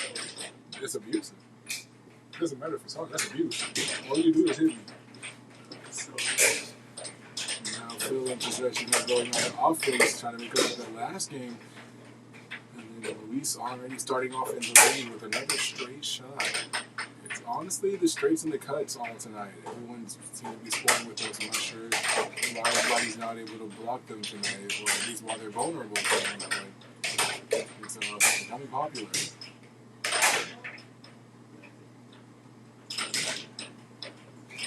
Here's a nice fake out by Luis. Now the puck is in Phil's possession.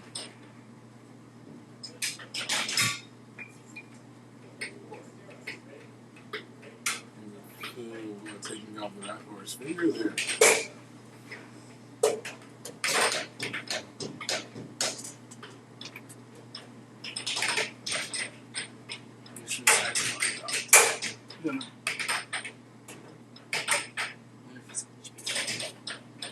Honestly, Black Widow will win.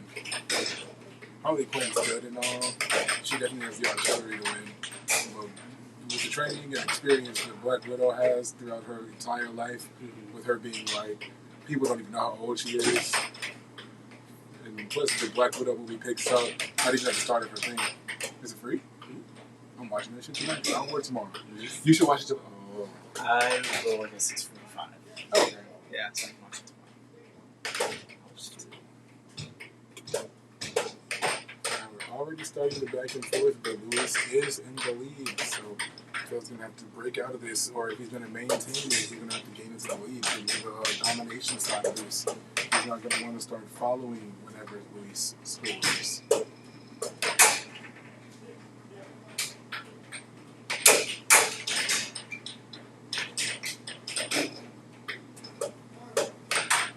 Luis getting right underneath Phil's body, and the score is now 4-1.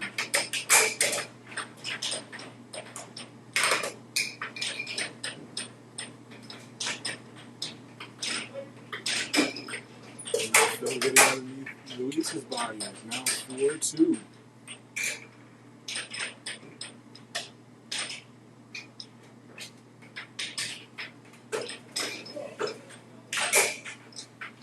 And Luis now making his 2-point lead of 3.1 and then a 4-point lead. It is now 6-2. It is now 6-3. Maybe that is match point 3.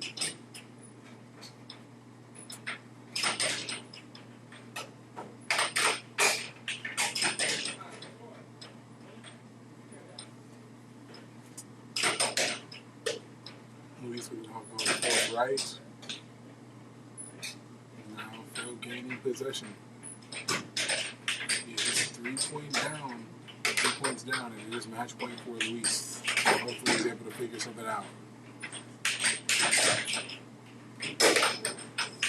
And just like that, it's all over. Ending the same way twice. That's 7-3. Both games for Luis. You know why the time? She got the buzz out of mine. I'm not going to get your car. What if the eyes? Wait.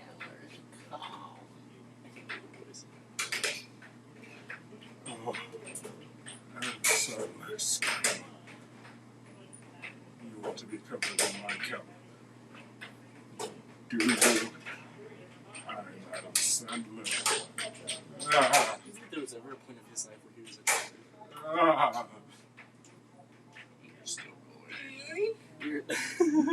He would do that. Justin Flores beat Charlie Martin. Unfortunately, that means the winner of Noah Wiseman and Chris Gibson will play Tim Wiseman as the winner of that. Oh, No, I'm just okay. talking. The winner of that will face Charlie Martin. Refresh. You know what I can tell you? We 4-4 bucket A. Never in the church choir. 4-4 bucket A.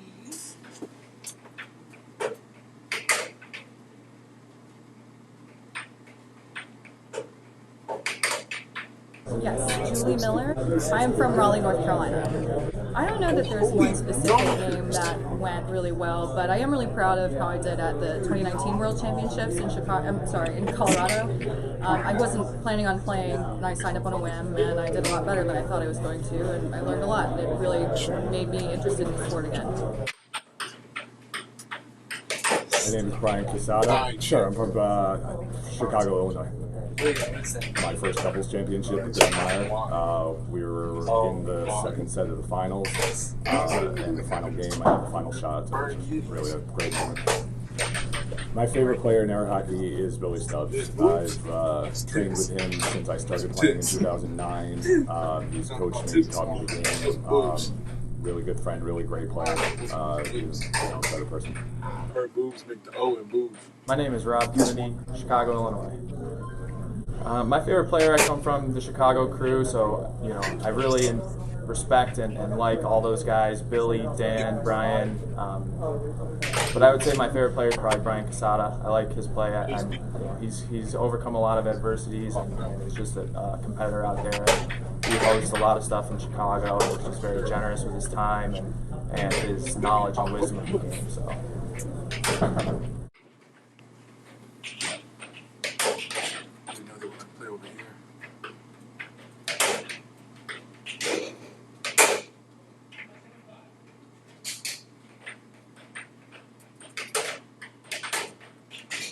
Full bucket A. Louder than a church choir.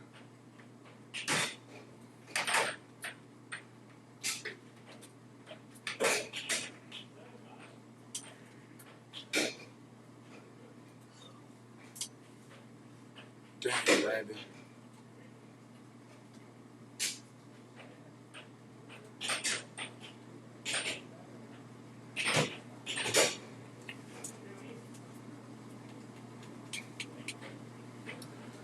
Full bucket A. Louder than a church choir. I'm about to come. I'm about to sit in the bar. You know I like the tiger.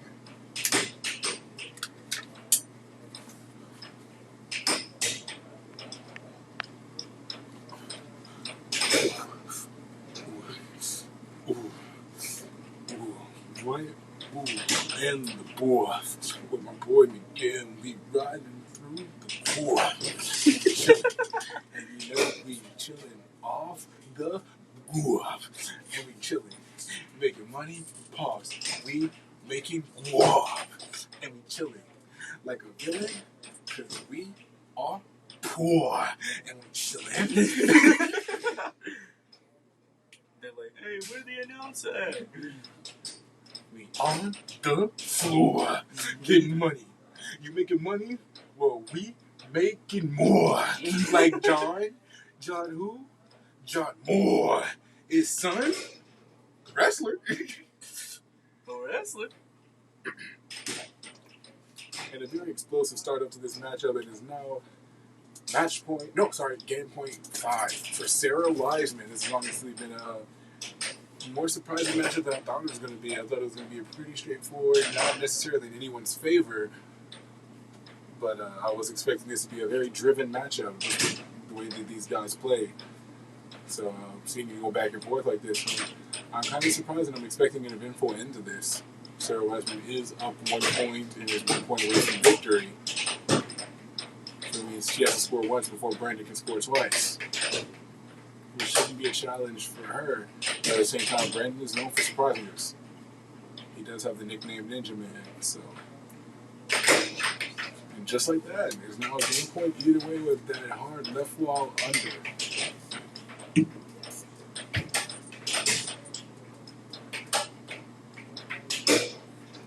And then a straight shot from Sarah to take the first game.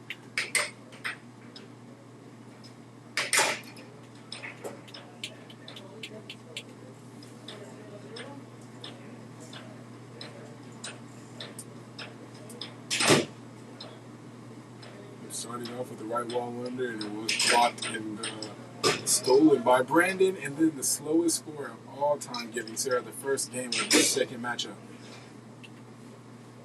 And now Brandon coming back with a very close cut there.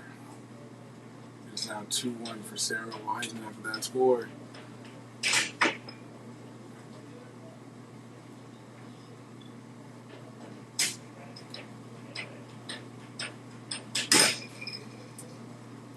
From Sarah, and then sending possession back to Brandon. And Brandon trying that same left wall shot that worked for him earlier. With Sarah there for it this time. And a good block from Brandon, sending it right back into her goalpost with a straight. What you doing, boy?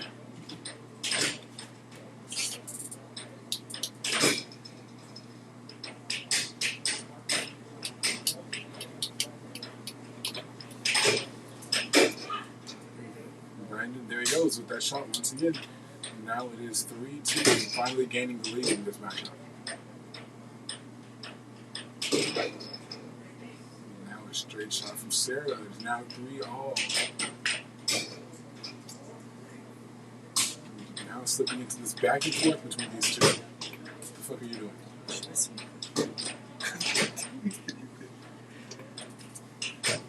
Sarah getting frustrated in this matchup.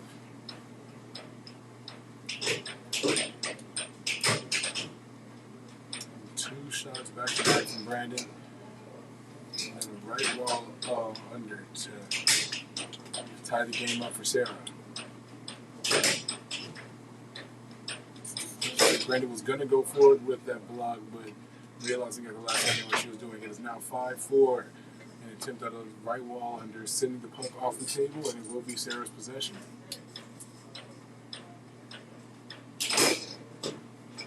Now with the right wall under of her own, it is match point 4 for Sarah Wiseman.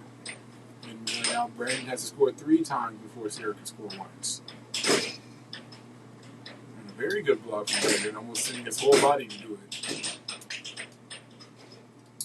And then the puck bouncing off of Sarah's mallet, slipping into her goalpost. It is now match point 5.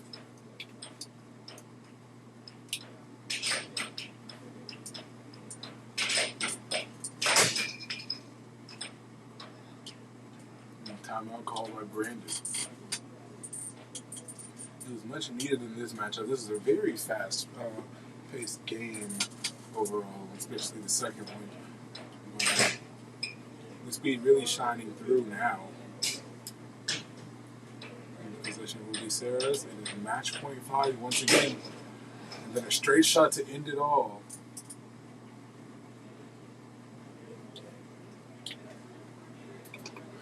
Shit, was awkward. Because Sarah and Brendan are on the best terms.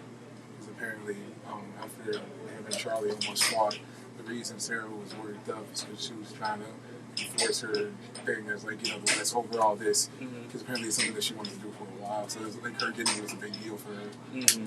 And she was really upset that it happened with her boyfriend and Brandon, and neither one of them were listening.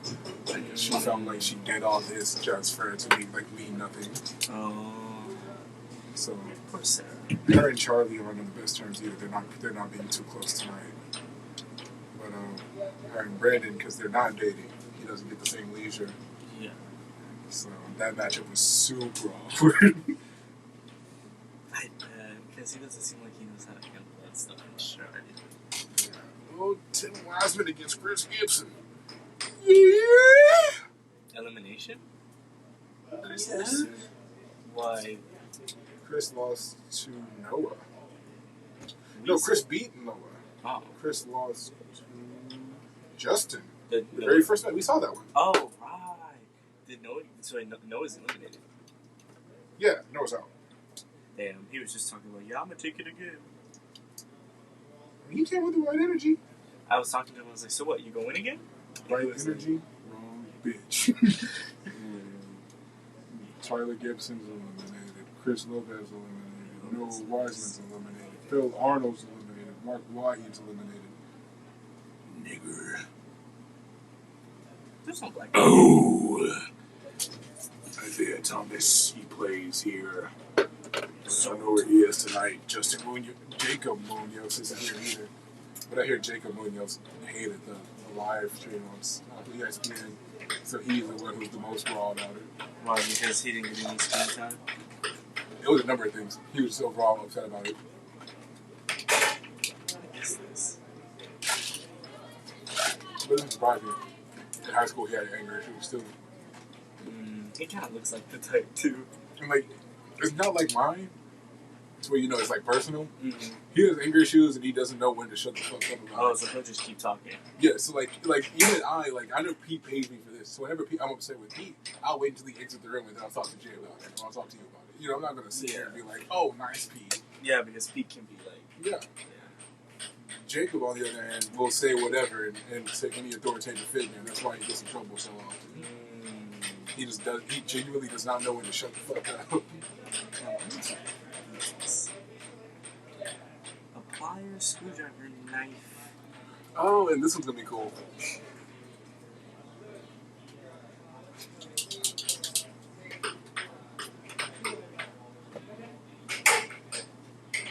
This was gonna be a fun matchup. Even though Tad is Chris's dad on the table, him and Sarah grew up together, so Tim's like his dad as well. Aww. Yeah. I wonder how Tim feels like that. And then especially with all three of these, this is gonna be a funny matchup. Yeah. I want to put the headphones on, but I'm scared.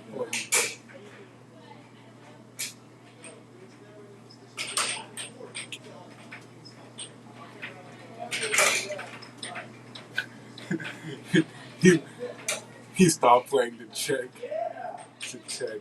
Sarah as the ref because he was like, he stopped and goes, Sarah, whose position is it?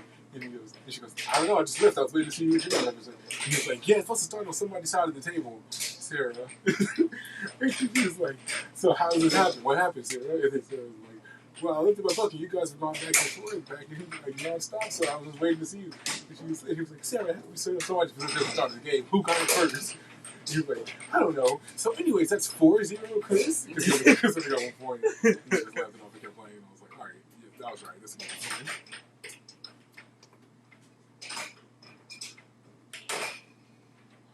All right, there should be 2-all.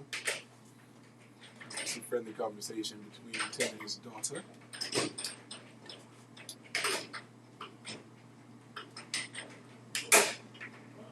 Off goal to Chris is right. And then an even slower one. It looks like he's trying to capitalize on players being used to those fast-paced shots, trying to trip him up with a slow one.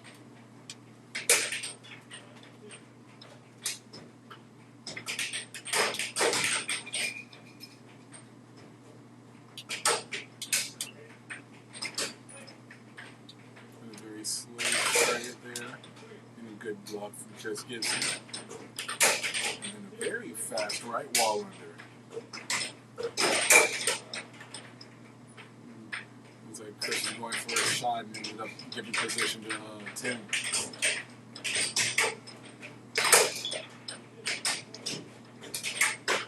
And then losing possession. It will be 10 o'clock now. And the puck almost going in, but it looks like he just aimed a little too far, a tiny bit over. So now they're just feeling Chris out, and then that one's slipping in super slow. Tim Wiseman making the score now 3-2.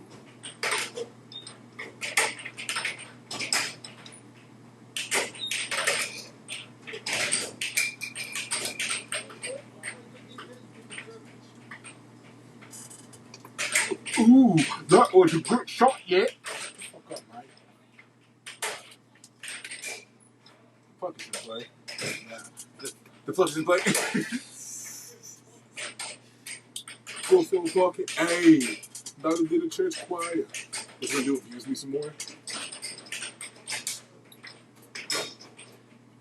Now Chris Gibson tying the game up, making it now 3-all.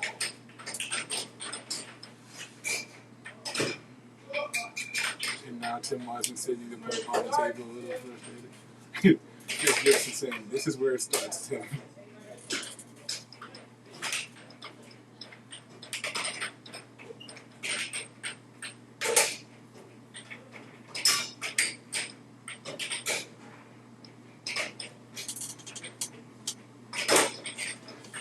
I can kill you. I can kill you. Much easier than you can kill me. I could snap your neck before you pull anything out of there. No. Now Tim Wiseman's possession, and I'll go to Chris's right. Once again, taking things slow here. We're not taking as fast pace as he was a few weeks ago when he was here. Again, straight shot to tie the game up for Chris Gibson.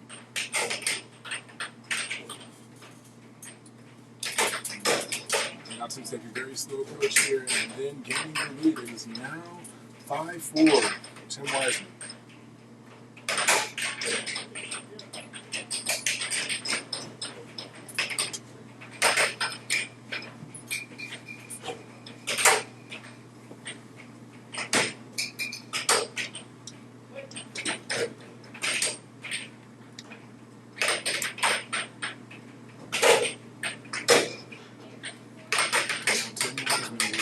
Cut of his own, making the score now.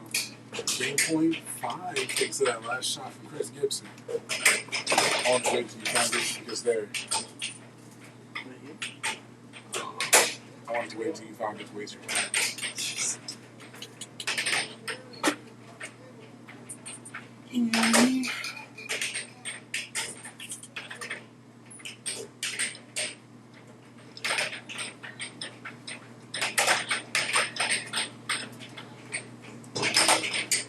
Full bucket. Hey!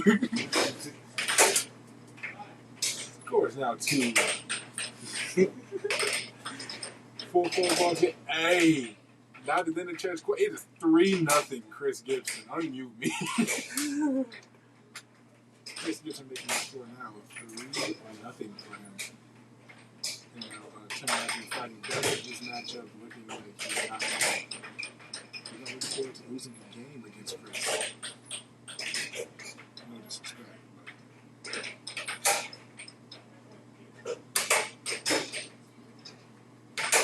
now Tim Wiseman making the score 3-2. Changing that 2-point deficit to a 1-point deficit. Starting on Tim Wiseman's side of the table now. And almost slipping in on Chris Gibson there.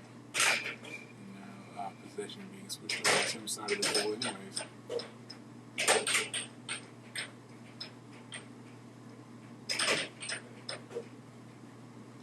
Got a right wall under and block from Chris Gibson. Tim saying good, commending him on it.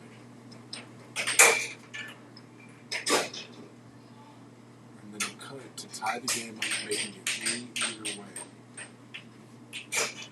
That was so nice. You couldn't hear it, but when he shot and he saw Chris blocking, he goes, good. He was like, he really is like his kid, dude. All they have to do is coach him to shower with just a little piece. What'd you say? Yeah, it's one of the craziest bedtimes in the game. I hope you fucking die. What'd she say? I hope you die. Hey! It is now a 5-ball. Chris Gibson tying the game up, making it 5-ball. Now it is Tim Wiseman's possession, though.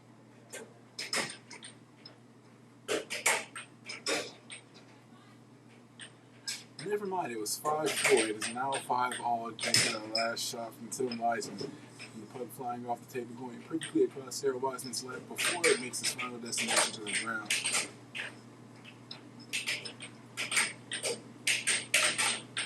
Tim Wiseman once again taking a very slow pace. It seems like he knows how well Chris does with a faster paced game. So the puck's in his position, he's definitely want to kind of keep things slow. And then there's loss of mallet for Chris Gibson. Chris Gibson just apologized for losing his mallet and almost hitting Tim. He has tamed. He tamed the beast. The same guy that swept. Like, they're friends. You can tell this is a friendly matchup, but it's like Chris knows. Chris is taking it last second straight there. And getting ready to be on the defense. Tim Wiseman here. And then changing it at the last second, gaining possession. Just shooting it a little too fast for Tim there. And then a right wall under to tie the game up, making it match point, game point. Thank you, Sarah. And then a right wall under to end it all, 7-6. Tim Wiseman winning both games in a very close second game.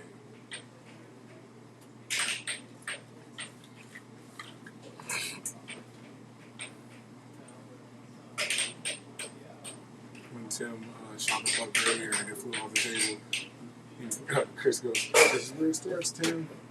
And Tim went, "What are you talking about?" And it's that old age is catching up to you, man. It starts sending the puck off the table every time you hit it.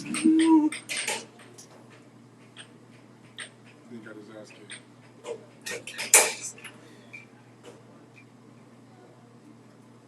Full pocket. Hey.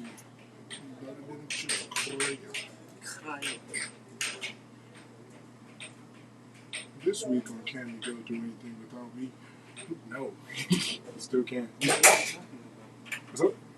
Let's see where the bracket's at. Nah, bro. What are you talking about? What are you talking about right now? Justin Flores. Is that going to be on table 1? What are you I talking bet it is, about because she right started it and just walked away. What? What are you talking about right Don't walk away and say goodbye. Don't turn around. Don't let it die. We shadows fall. When the evening is done, all through the night, all of my life. Don't walk away.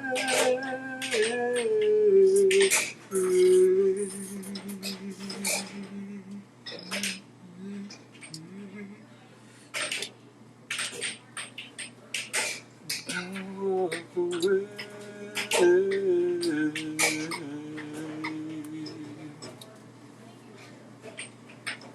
Brandon practicing against Noah here. Nothing important happened. Both of you guys are fucking faggots. I thought you were unmuted. Nah. Oh shit, tap the first screen. Tap the first screen for me. Please. Please, hurry. Ready. Tim is different. Tim against Charlie. Tim going back to back? Tim said, I can go all day. I can go all day. I hope he kicks his ass. I agree with this. It's a whole, No problem. The whole match. No problem at all. I don't like him. The whole match. And now we're going to have Tim Wiseman up against Charlie Martin. Not to be biased, but I am a Tim Wiseman fanboy. I don't think it's going to be a challenging match for Tim, especially seeing how that last one went with Chris Gibson. Chris Gibson plays a faster-paced game. Tim Wiseman has to switch it up, which means he has a lot of stamina, and I don't think Charlie's ready for that. And just being that I haven't seen him play tonight, and already starting off to a loopy start there, losing possession at the very beginning and then gaining it.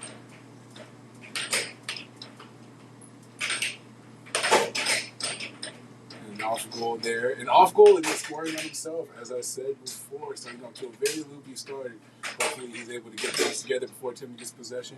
A good straight shot. Finally getting things together, getting himself shaken out of that daze it seemed like he was in. And a good block home and then not maintaining possession.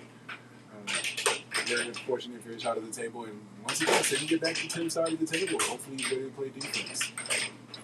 He had that one good offensive shot after scoring on himself. Hopefully Tim Wiseman is able to capitalize on this. There he goes. The right wall under. Like I said, hopefully Tim Wiseman is able to capitalize on this this offness that Charlie's bringing to the table. Almost messing up on the drift. And then sending the puck off the table and hitting the ref. That will be Tim Wiseman's possession. A very unfortunate start for Charlie Martin, just performance-wise.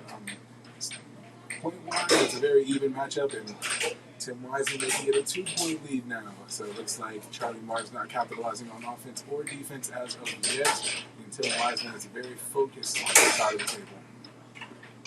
I don't fuck with Charlie Martin. I'm going to let the actual commentator know. No problem with that. I can't wait for Pete to text me and be like, what are you doing? What are you doing? I mean, this is respectful. Yeah, but I'm still talking shit, though. Anyone can tell I'm talking shit. Yeah. And now it is...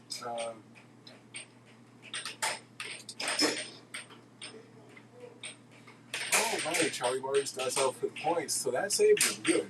And he's now game point on his side of the table.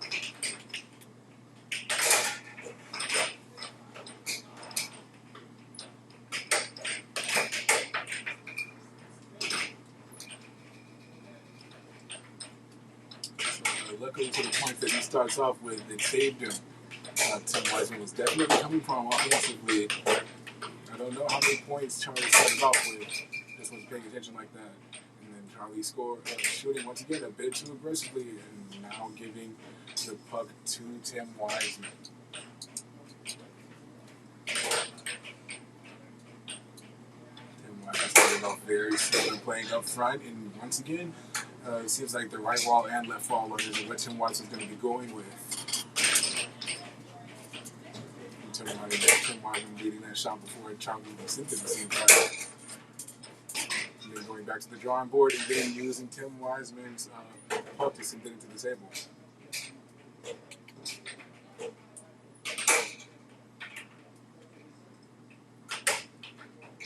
Four points. That's how many Charlie saw.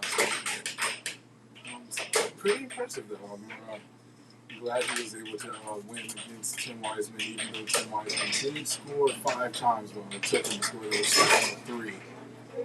And now starting off 1-4, meaning that he's already in the doghouse. And now Tim Wiseman regaining possession.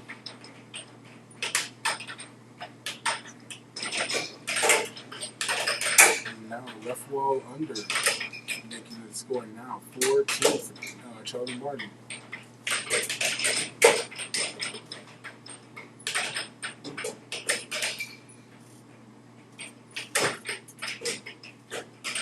He was trying to catch him off guard and it was just slightly missing.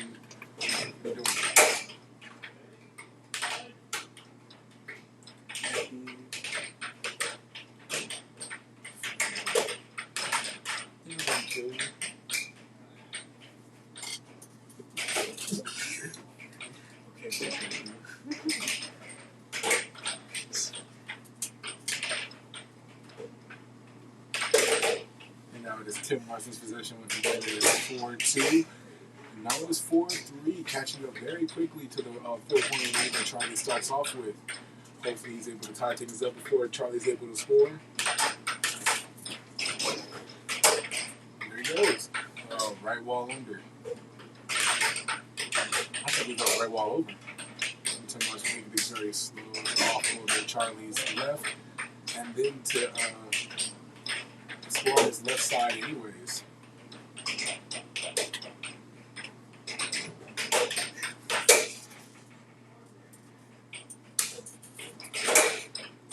And the last-second shot from Tim Wiseman and gained the lead, or at least tied the game up.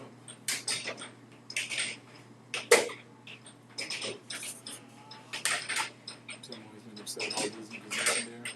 Luckily, his defense has been pretty good. So far, Charlie only having to score 3 times. So this meaning that overall, Charlie's only scored 4 times in 2 games.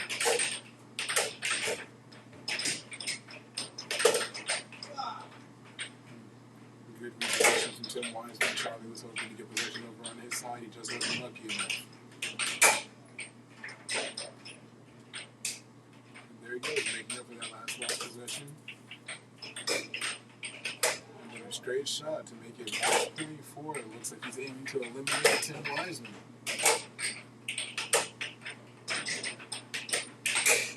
If I had known that Charlie Martin starts out for 4 points, I wouldn't have been as confident in Tim. No offense to Tim. Just as I see that he scores, it's now match point 5. Off goal to Tim's right. Another off goal to his right, but this time Tim Wiseman gaining possession and scoring. It is game point, match point, right wall under. And like I said, it was a bank shot, but what's killing Charlie? And once again, it is Tim's possession. And then switching it up and scoring with the left wall. Just as I said, those off goals, those bank shots were killing Charlie. He just wasn't ready for it, really.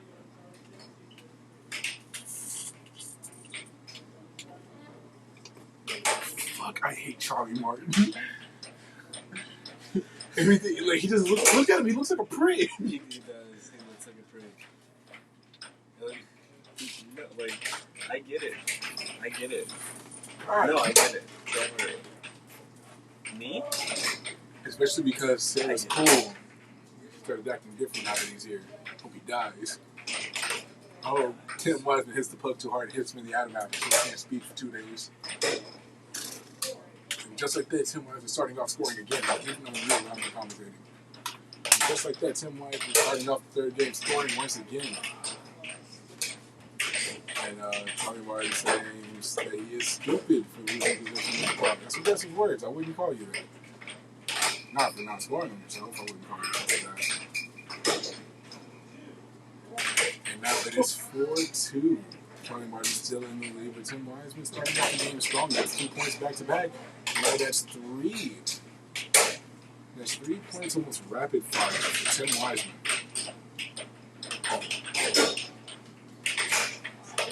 Luckily, I'm able to switch things up with the right wall angle. Wiseman taking things slow there.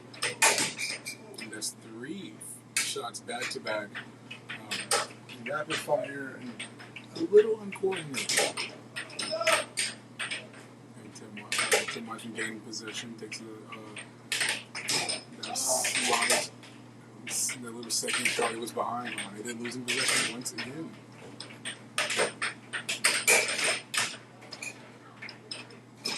Now Charlie gaining possession just to score on himself. I know he's not going to sit right with him. The score is now 5-4. And a much-needed timeout called on Charlie's half of the table. Almost scrambling for possession about 2 times in a row. Then he finally gained it and scored on himself. And that can frustrate you a little bit. And there's an off goal to Tim's left. But no reaction from Tim. Tim going in for the repossession there just a little too late. A well-played straight shot that would have gone. It was just slightly missing. And now it looks like he's aiming for that left side. He might be pushing it up at the last second, trying to catch him off guard. That's a straight that fucking the fuck are you doing? You know how on TikTok they go like, okay. And possession is now Charlie Martin. Hopefully it goes better for him this time around. And going into a corner and attempt at a straight shot, and Tim Wiseman all too ready for that. now with another straight shot, just slightly off.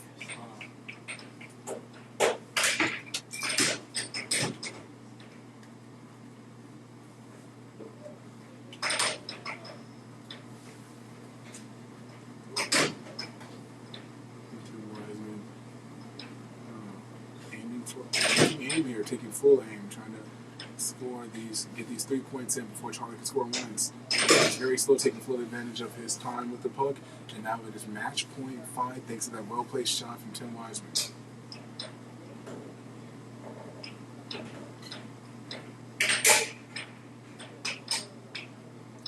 It's an off goal. Tim Wiseman's right, him flinching at it and saying, "Oh no." An off goal to his right that he was all too ready for and gaining possession. Now playing right up front. And a tip at a right wall under that was blocked by Charlie Martin, switching up to a left wall under. And now it is match point either way. There's another attempt at a straight that Tim Wiseman wasn't able to block before. And Charlie losing his mallet while Tim gained possession. And then Charlie Martin getting eliminated by Tim Wiseman. Tim Wiseman commending him, saying, "Good match."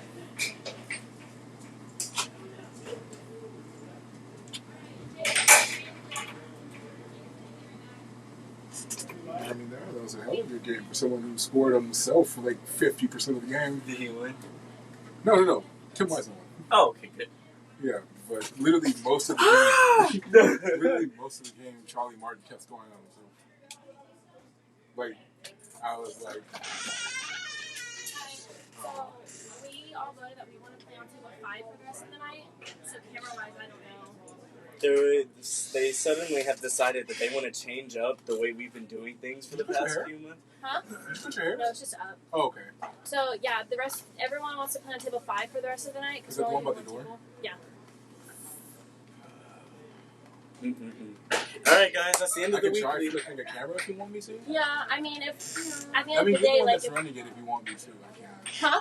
You're the one that's running it if you Yeah, want me to. I mean, if you want to try to flip it, if it doesn't work, then we can just end it. Like, it's up to you. Like, I mean, I know it's up to me, but I'm saying it's okay if we end it because we don't want to use that table anymore. Because it sucks. Which do you prefer, boss lady? Yeah, boss Try lady. to flip it and let's just see what happens. Okay. Look at her ordering the black people around. Go stand in the corner. Your mama. Touch some grass. Oh, will. Oh my god. I said grass? No, you didn't.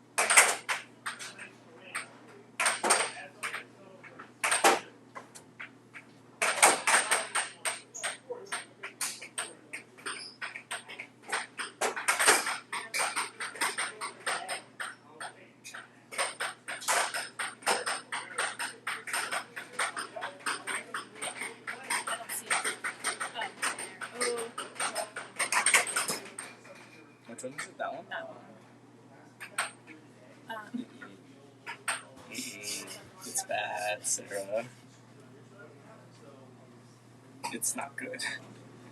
Do you think you can position it any better? Because I wanted to use that angle for you. It's just not wide enough on the camera. I mean, you'll be able to see them. I think it's good enough for right now. You ever just tweak it a little? Yeah, maybe. Yeah, tweak it slightly. I don't know how. Because you can't move the camera back, right? I mean, if I move it back, it's not going to be as close. So it would be like not just the table anymore. I have the right idea, just not the right equipment. Yeah. Because it looks like this. What do you think? It's not good. I guess. We'll do what we got. And maybe next week or something. We need to move. I want to move the tables. Well, why don't we just keep doing table 1 and maybe we can try to fit it good for the finals and see if we can try to get it for the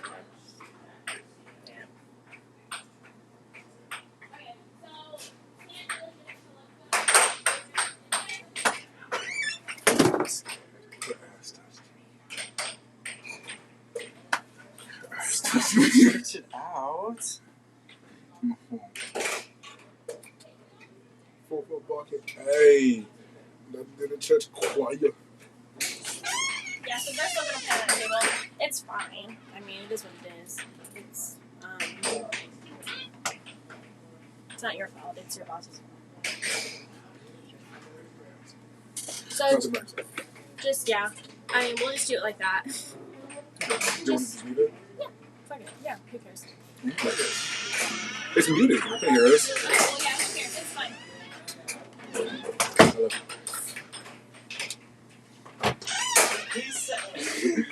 I have to tilt it up because the score. I'm going to tilt that up. Okay. Why don't they just wait and just move the table?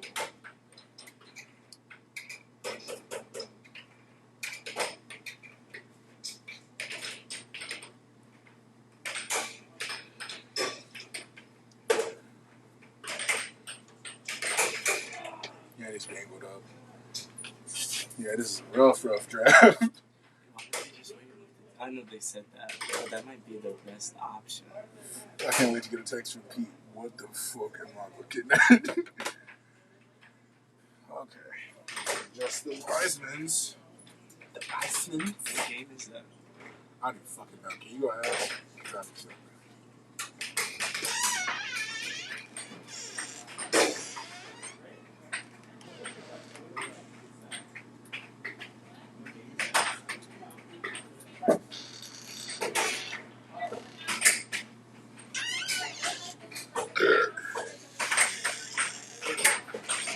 One match at a time, so that's just a practice. So who's up next? Oh, that's a practice. I can adjust it. I can do it myself. You're going to you're always I have to look the word face. I have to adjust the fucking angle. Ah!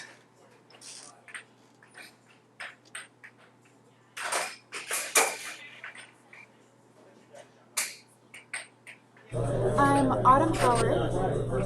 I'm from San Antonio, Texas. My dad. I'm a little biased. Doug Howard.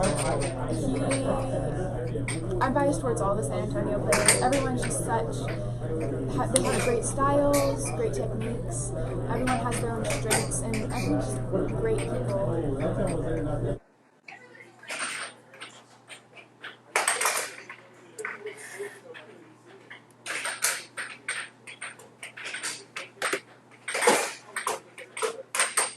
My name is Rob Kennedy, Chicago, Illinois.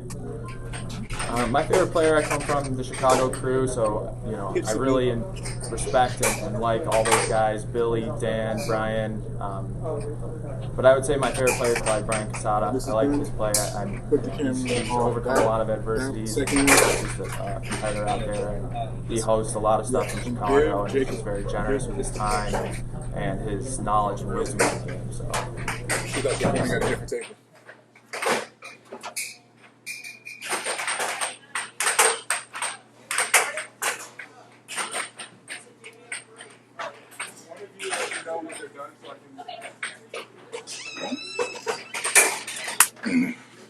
full blocking. Hey, not in the church, but that's not what I said to do. You said the second one. The second one on the tape. Why would I pointed at this one. I said, this one? And you said yes. I didn't respond. I didn't hear you say that at all, Miguel. You're getting mad at me. Oh boy. Oh boy. You're doozy, folks. Can't wait to hear Pete's mouth about this. I can't wait to hear everyone's mouth about this.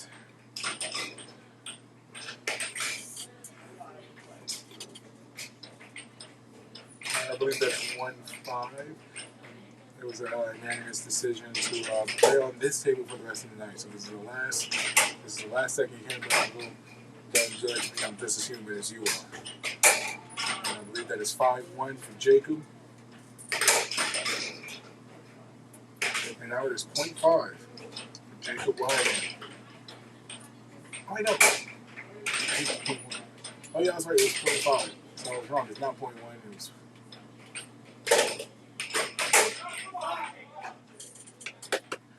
And Jacob losing the second game, very upset about it, saying, "Come on, Jacob," as Jacob Wiseman does.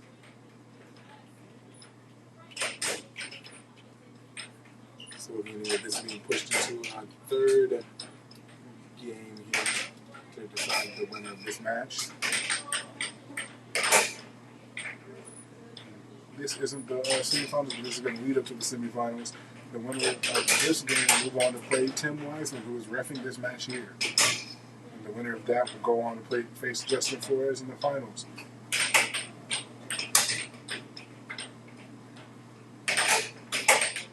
So really, this is like the semifinals, the elimination semifinals. We call it that.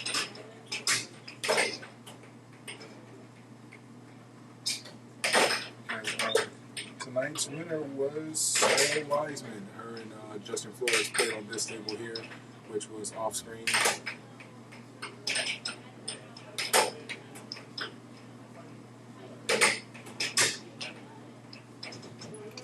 you do me a favor and ask either Justin or Sarah what's the points on this game? Because I look down and I can't hear them since they're not here.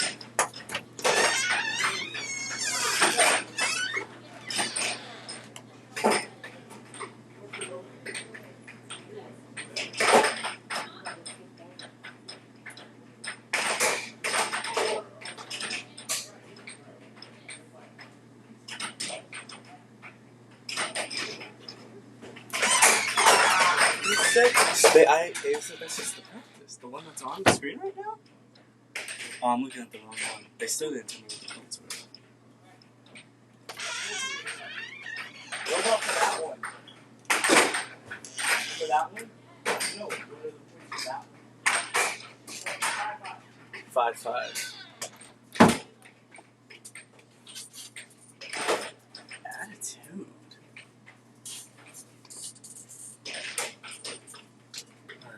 Third game in the point spot is 5 either way for both Brandon and Jacob here.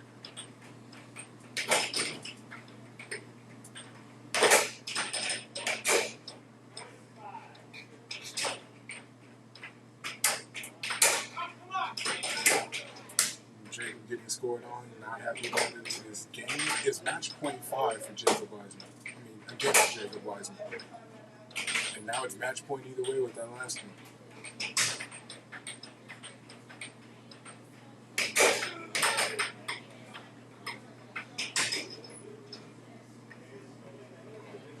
Jacob Wiseman taking things slow here and then taking another point. I believe that now it is.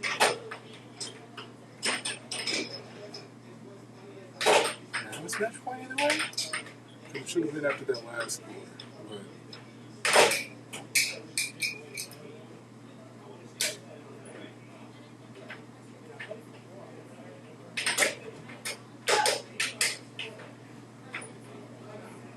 But timeout call by, I believe, Brandon.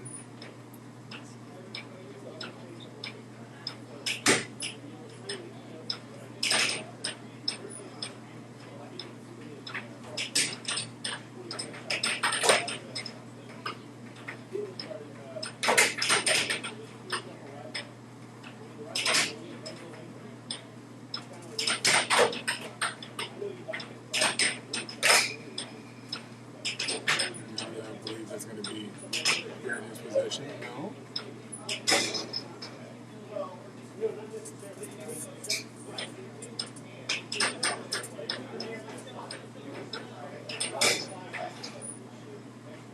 I believe there's a dispute happening between Brandon and Tim.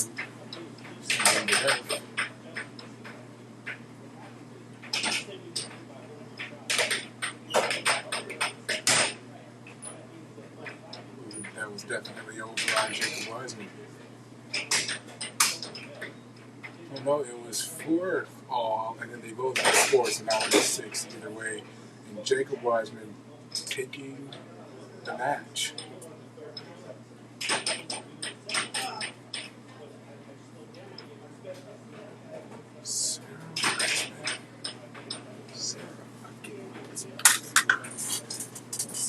Crazy. I should have known too. Her last name is Wiseman and she's a Jew.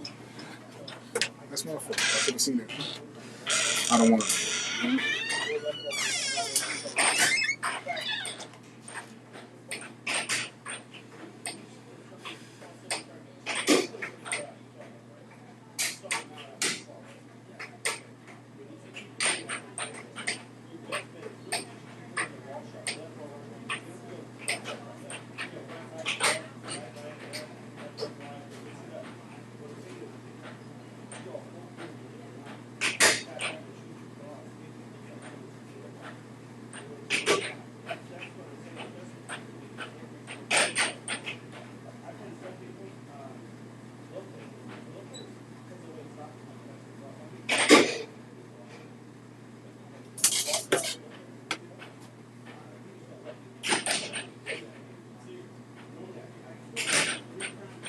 I'm Autumn Howard. I'm from San Antonio, Texas. My dad. I'm a little biased. Doug Howard. I'm biased towards all the San Antonio players. Everyone's just they have great styles, great techniques. Everyone has their own strengths, and everyone's just great people. I should say my husband. But Colin was one of my favorites. I'm watching him. He's running with some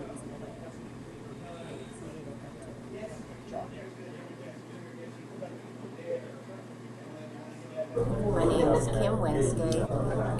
I'm from Troy, Michigan.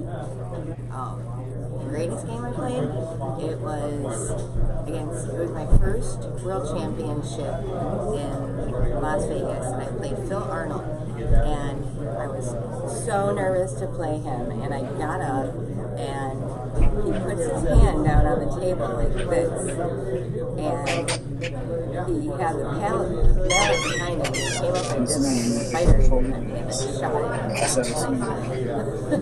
I don't know if I'm worthy. Yes, Julie Miller.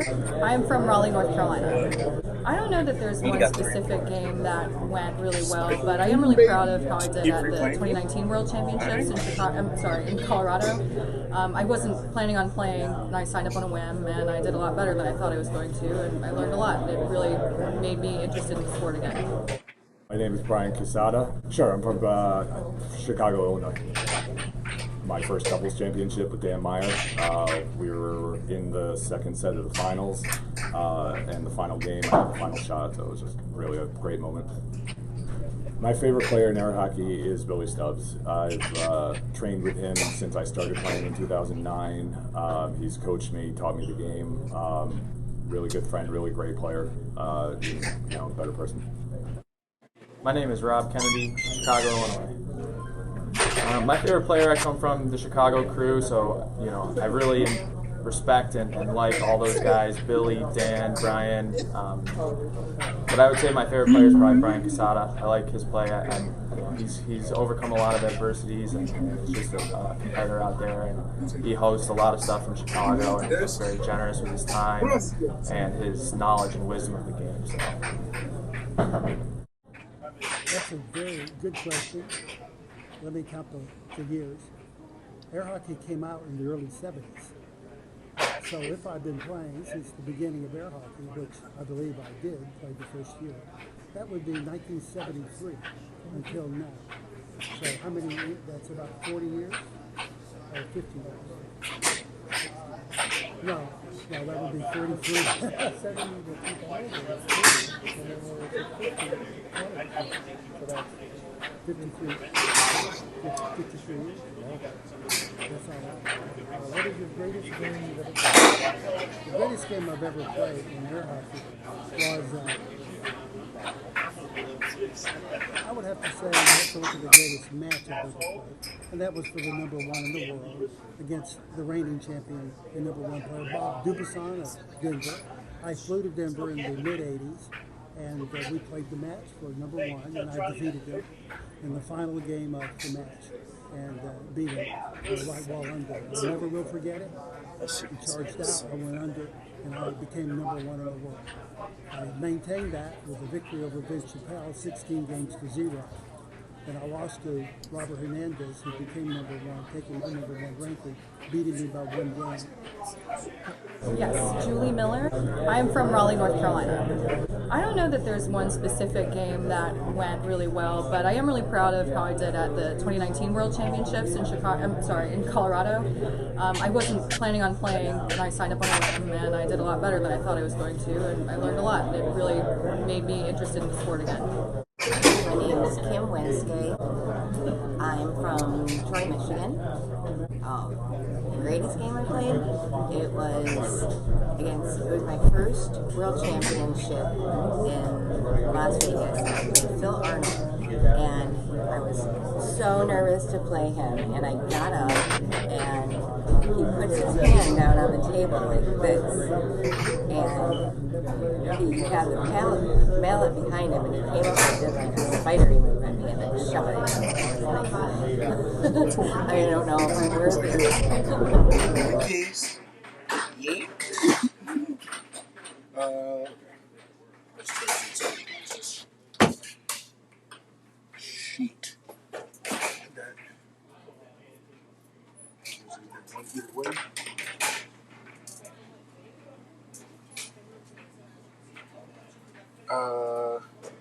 Do me a favor and double check the score of this. If I have to get attitude one more time. For the what match? The one that we Tim and Jacob, the Wiseman. Yeah, just to verify. The Wiseman match? Forward. They pissed me off so bad. For who? They just answered my question with attitude last time. I'm gonna just. It's forward for who? She held it up like this. I'm assuming it's for Jacob. Look at her hands. She literally wouldn't have scored. If you see them score, that's the one.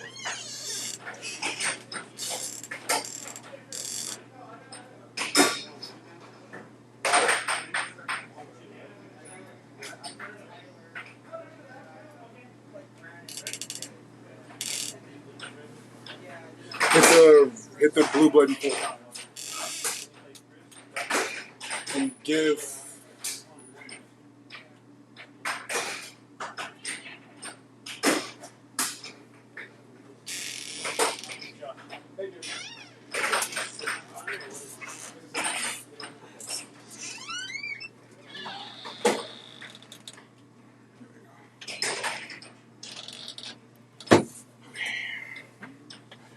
I stepped outside and, like, literally before I even got to do anything, just that floor, and that's the lane. I was like, thank you.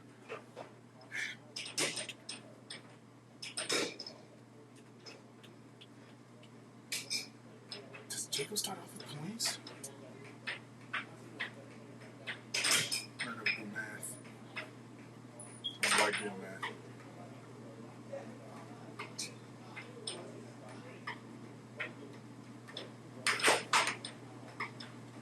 Know if he scores. Oh yeah.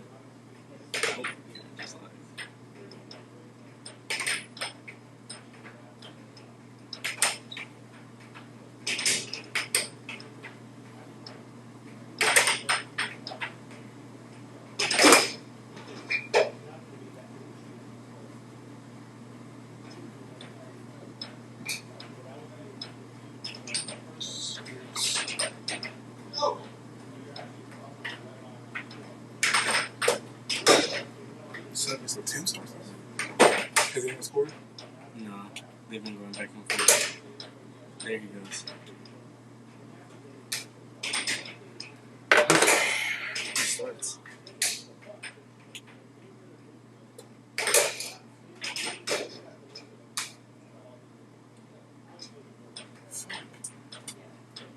Ask Justin what the score is. Justin's reliable. This angle is not good. It needs to be far back.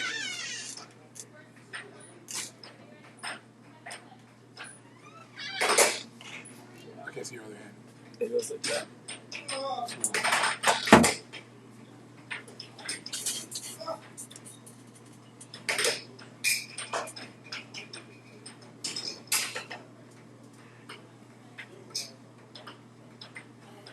I'm scared of the comments. Because of the angle, or just in general? Is that 2-3 that you said? I can't.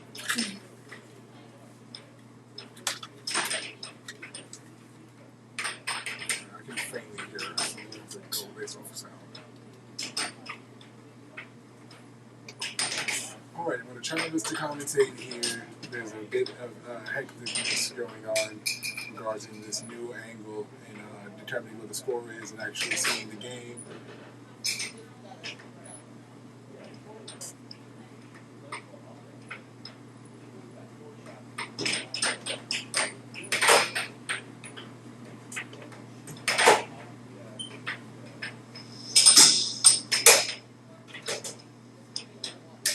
Sounds like that was 4-2. 4-3 maybe?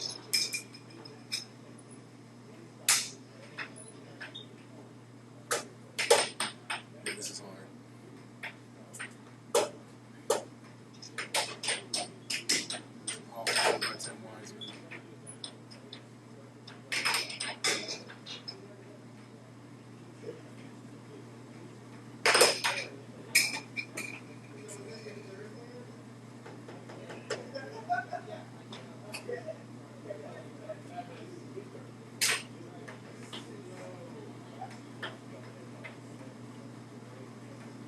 Tim Wiseman taking things slow here and almost scoring on Jacob in the last second there.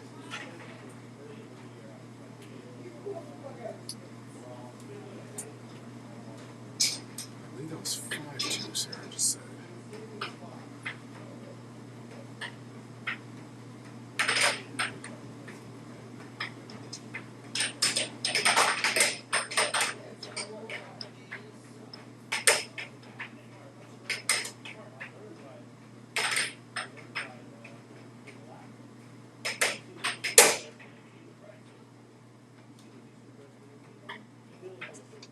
I know how to do this.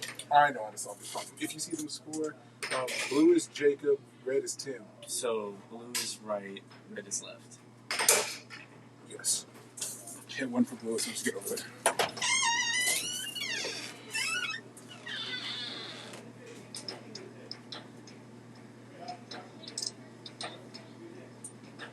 That's right.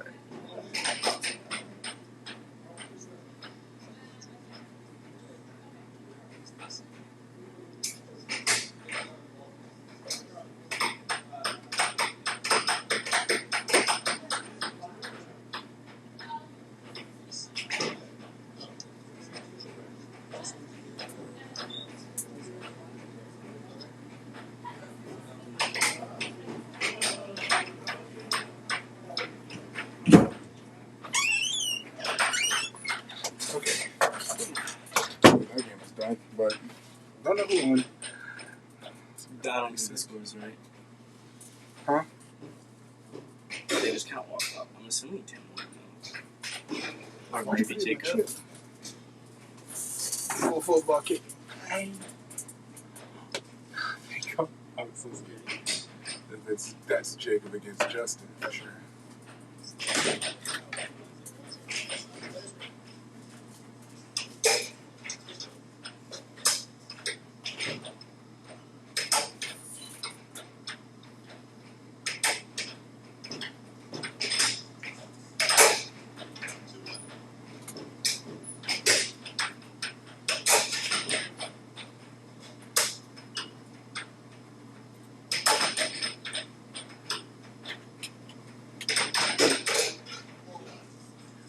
thanks to the ref mic, this could work a lot better. The score is 4-1 for Justin Flores. I apologize for the misconstrued and not fully understanding what I'm doing here. And now it is 5-1 for Justin Flores, and now it is 5-2 for Jacob Wiseman. Well, in favor of Jacob Wiseman, being that he scored last, is what I mean.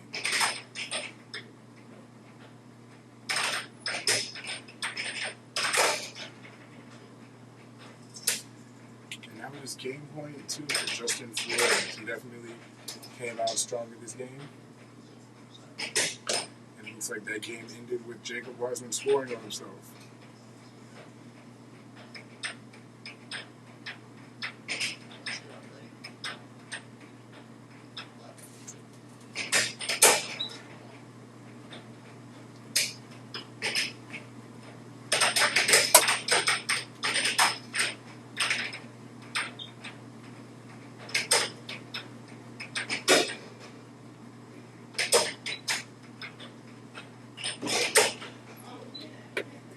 Jacob set up a loss of position. The score is 1-all. First game going to Justin Flores. Keep in mind, Justin Flores is the only non-Wiseman in this tournament now. Whereas Noah Wiseman is still in the finals, I believe. Wait, no, Noah was eliminated. It's Sarah, Tim, and Jacob who are still in the finals. Actually, I believe Tim just got eliminated. That is the elimination final. Tim's got eliminated. And the winner of this will move on to face Sarah Wiseman in tonight's final overall.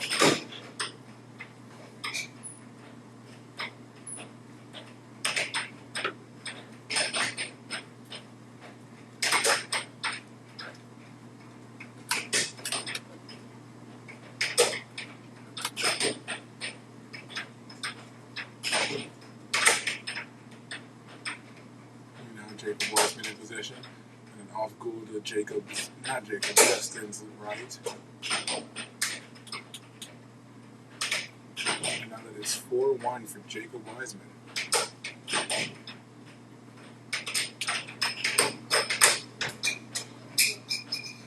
Now the puck flying off the table, and Jacob swatting at the last second of Justin swatting the table. And now Justin losing his mallet.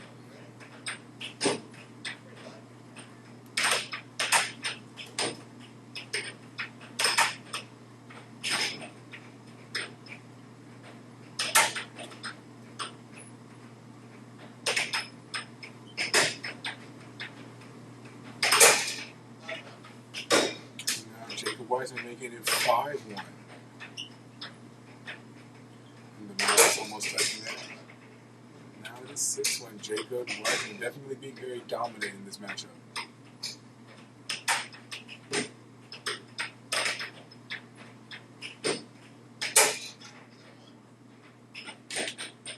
And Jacob Wiseman taking the second game to make up for that first loss.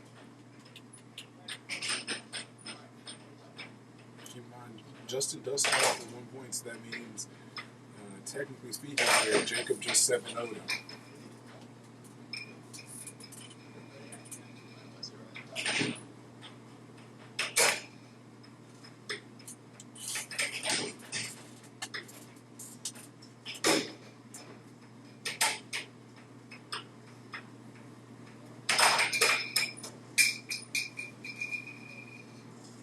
You should see what you look like.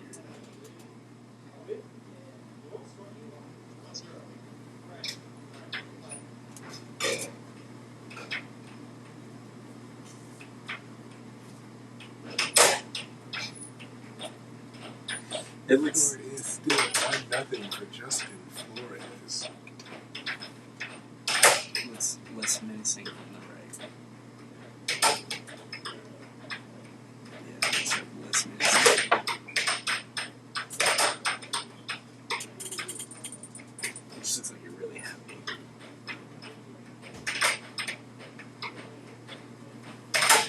That's why your shit has been taken.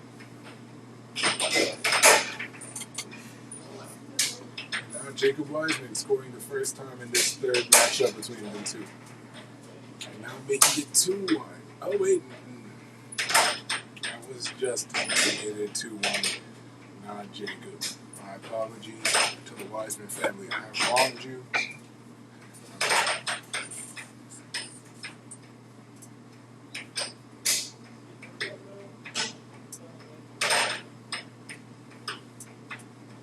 Jacob taking it slow here. We're going to cut to make it 2-all.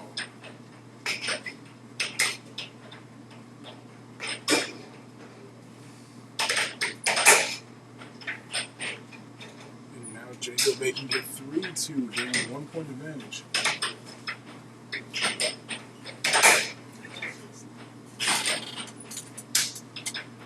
Jacob slowly making his lead more predominant over Justin. And gaining possession in the second.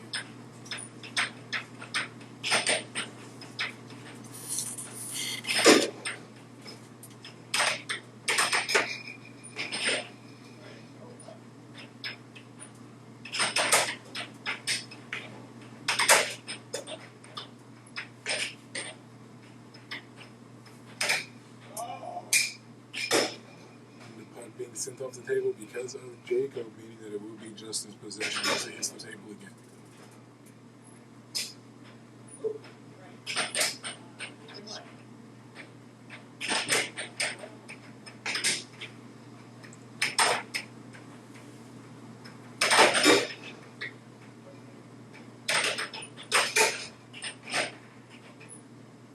And now it's 5-2 for Jacob Wiseman. Thanks to Justin Flores hitting at the right angle while blocking.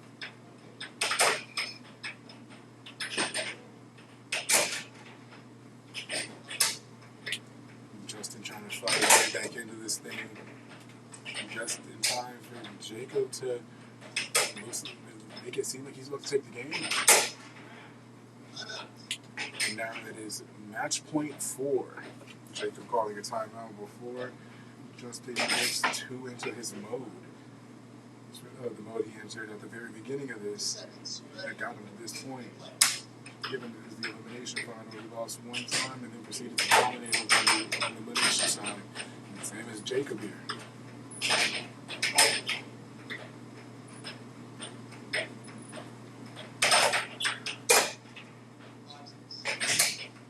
And now it is match point 5.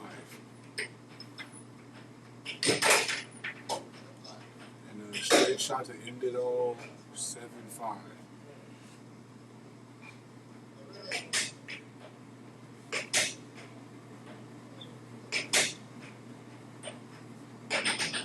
So now that means Jacob Wiseman will be facing off against Sarah Wiseman in tonight's big final.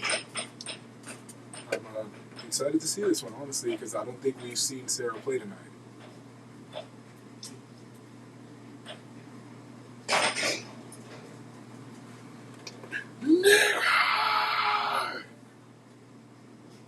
That's gotta be racist.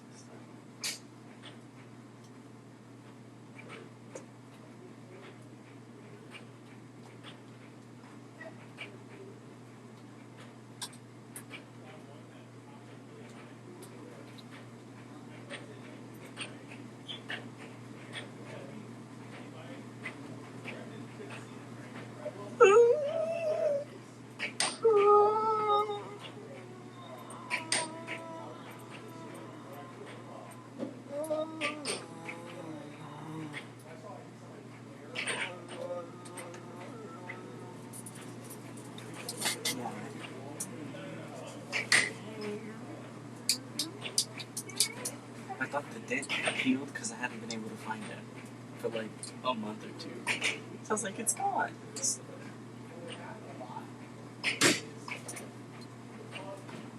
It literally. That's what your shins do. It literally goes like this. You mean like this? Like. You mean like. Because normal shins do this. Yours are built like a parentheses. It's not both of them, it's just this one. No, both of your knees go like that. Both of your shins go like that. Your shins go like that. Oh, I used to be bow-legged. Not as bad as I used to. I used to hate that they didn't touch. Yeah, no one was confused. No one was just kind of, you know. I mean, mine kind of do that though. Nah, yours like this. I used to be really insecure. I used to be really insecure about it. Should be. It's weird. I would be. I wear pants all the time. Couldn't catch me in shorts. That's just because I'm a big shin guy. Like the things, the bones I would never want to break, all knee and below. So I'm real insecure about my shins. So you had to pass that back on to me. I didn't pass it on you. I just said if I had that, if I was like that, I'd be insecure. That's just because of who I am as a person.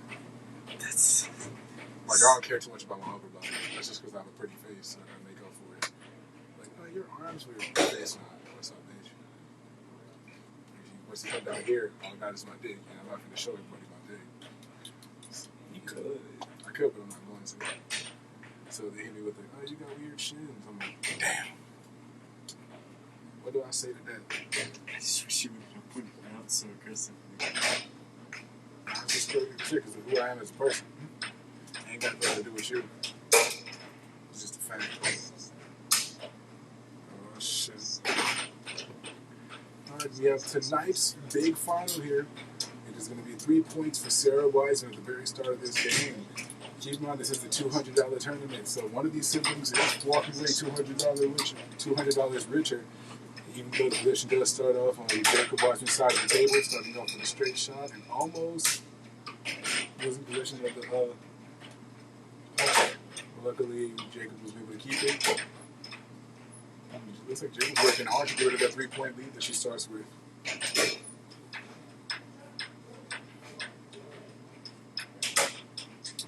I just noticed that Sarah plays, she looks a pinky.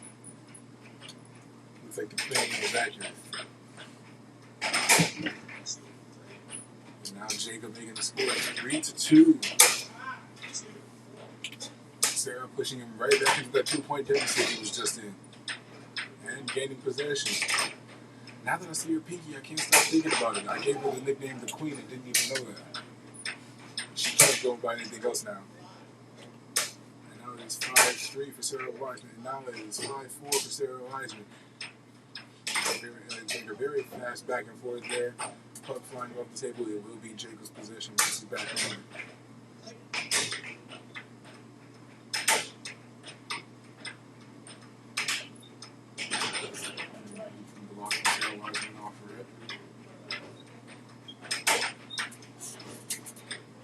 Fighting for position and losing it at the last second. And it's still Jacob's puck. And now he ties the game up at 5-all. Straight shot from Sarah, making it game point 5. Jacob was upset about that, saying, oh, Jacob, as he does.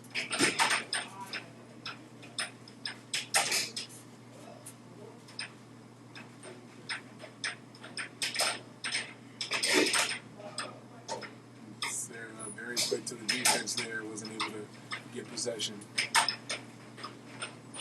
And now we have Jacob on the offense here. 2 good blocks and 2 attempted shots off to her right. Now her kicking things up and a straight shot to take the first game between these two.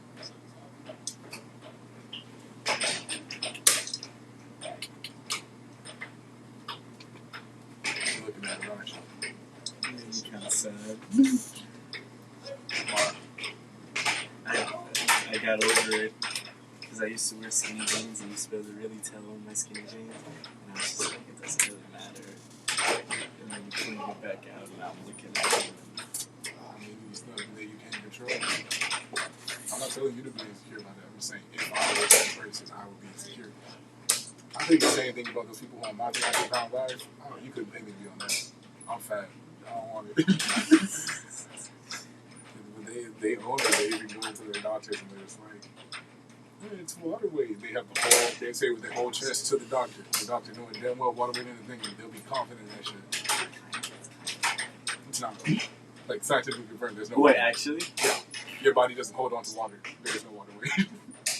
Damn, it's just skin. It's just skin.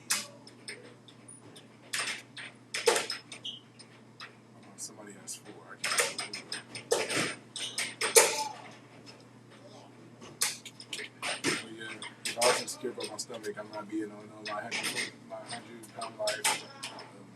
I don't want to know what bucket washes. If I'm fat, I'm just gonna die.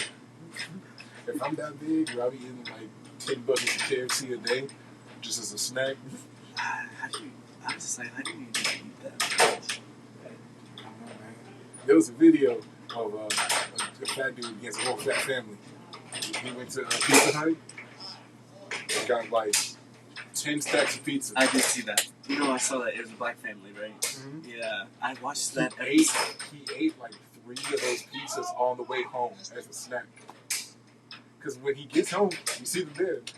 And he was like, yeah, I had one on the way here. I was like, nah, bro, you're too big. That's Sarah Wiseman at match point, Jacob Wiseman at game point here. Very back and forth matchup up until right now. This being the line that was decided if Sarah Wiseman is the better Wiseman. It would beat her brother here 2 games to none. And Sarah setting up a shot here. Jacob mad about the lost possession. And Sarah sending it down, kicking the speed up. The speed on that thing now, okay. So Wiseman taking things nice and gentle. Right wall under that Jacob was able to block. Sarah upset about that. And I'll go to her left. Recovery possession. It was not lucky. 7-6. Jacob taking the second game in a very close way. Now it's been pushing them into the third.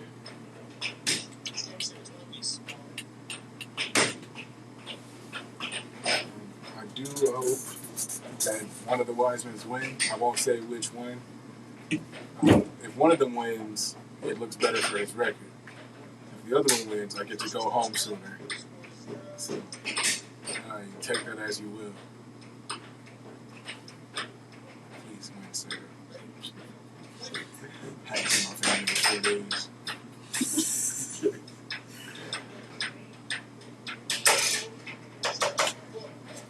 Sarah starting off with the first score. It is not 4-0. And she had possession for a split second and lost it. And now it is 4-1. Jacob Wiseman with a comeback. He's trying to be after the second win. He didn't take the first one. Sarah took the first one.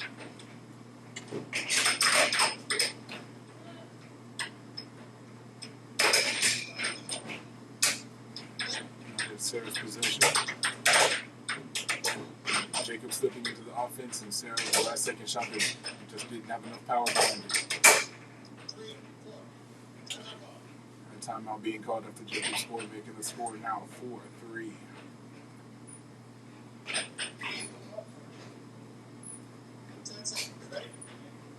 And the puck is back in play on Sarah Wiseman's side of the table.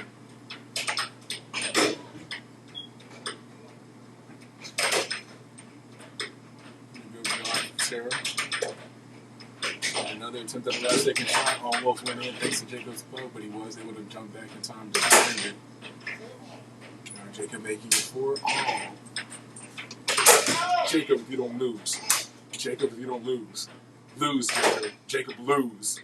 Lose, Jacob. I mean, if he wins, you get to go home too. But I guess Sarah's closer. Oh, if he wins, there's another match. This is the final. This is the final. Jacob timed the game up at 5-all. Sorry, everybody has one game, so the winner of this one decides whether or not I get to go home, or whether or not these Wisemen will prove once again who is a better Wiseman for the second time in a row. Now Jacob gaining the lead is now 6.5.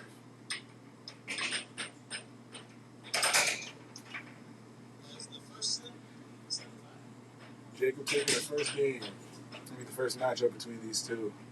Meaning that we will be here for another matchup. I believe they're going to be taking a break unless they are true Wisemans. And if they are true Wisemans, they will be moving around to their side of the table and we will be starting promptly. Oh, fuck, couldn't he just lose? He's not gonna lose. He's the oldest, right?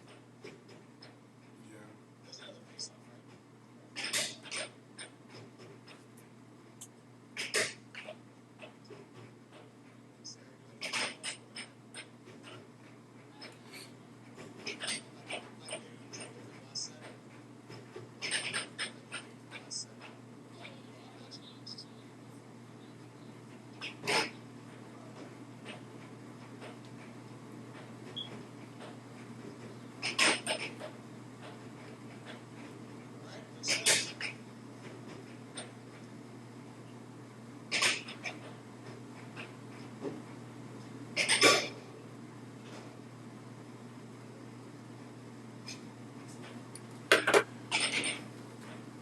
You know Edith is in Austin right now.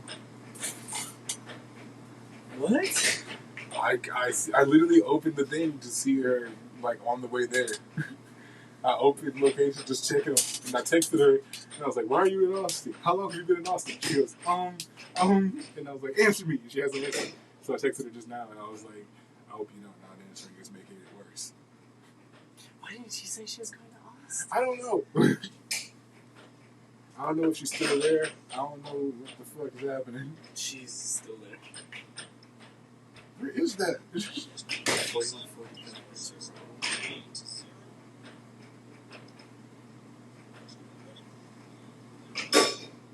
She's in a hotel.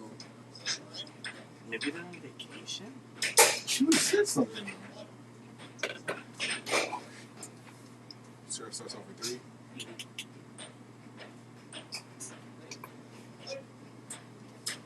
The puck is on Sarah's side of the table.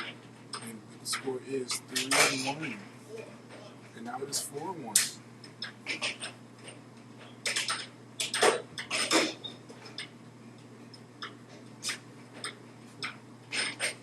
I took the private for a reason. I wasn't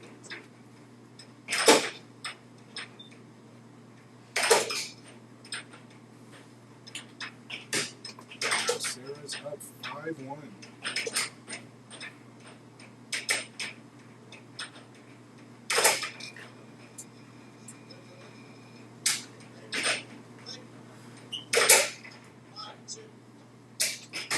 Jacob trying to fight his way into this league. It is now 5-2 for Sarah Wiseman.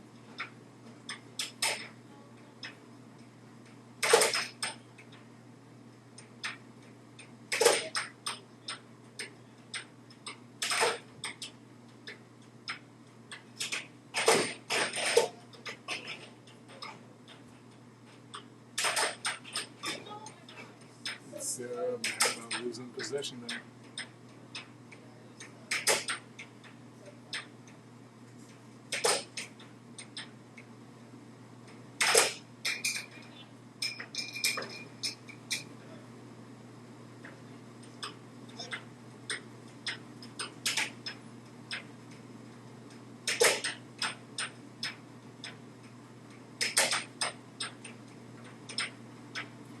It is Jacob's possession now.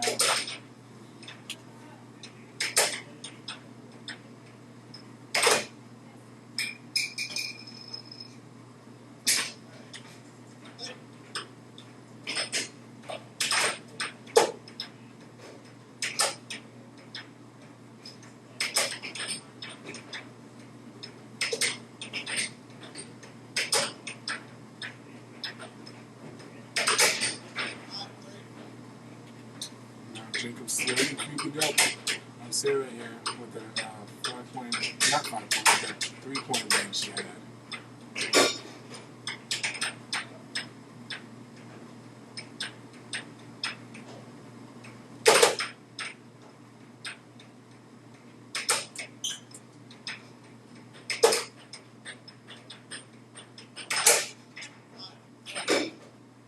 Now the score is 5-4.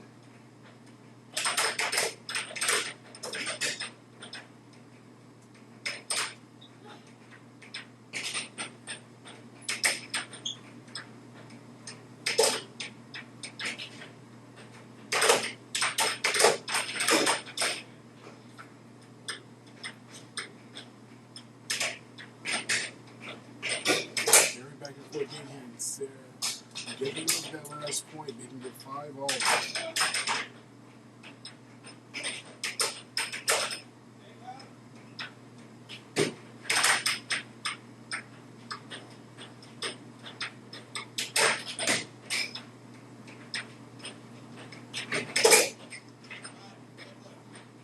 Now it is game point 5 for Jacob Wiseman.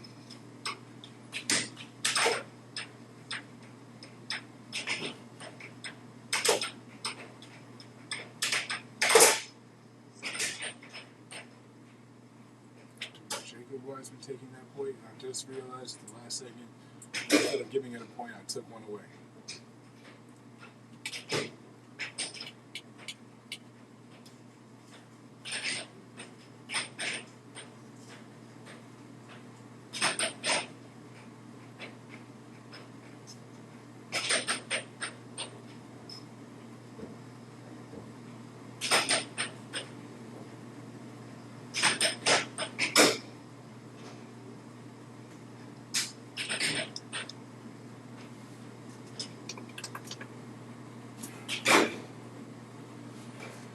actually.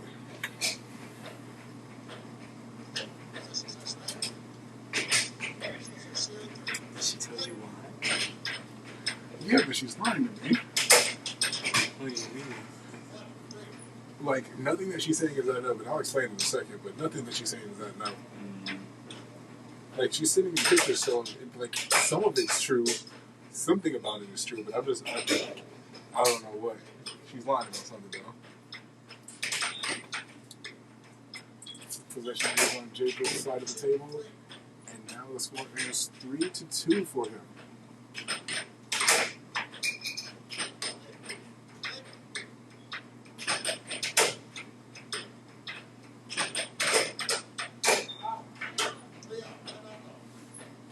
Now the score is 3-all. Sarah Wiseman calling a timeout to get breath of air. And Jacob Wiseman kind of turned up the juice on her here.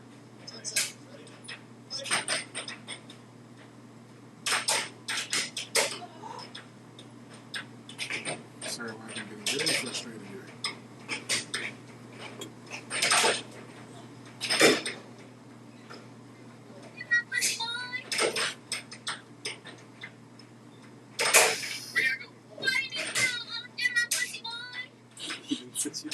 Yeah.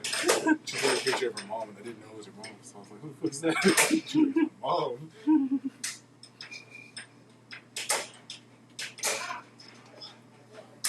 But Sarah Wiseman trying to find a way back into this thing, but Jacob is definitely not playing around anymore.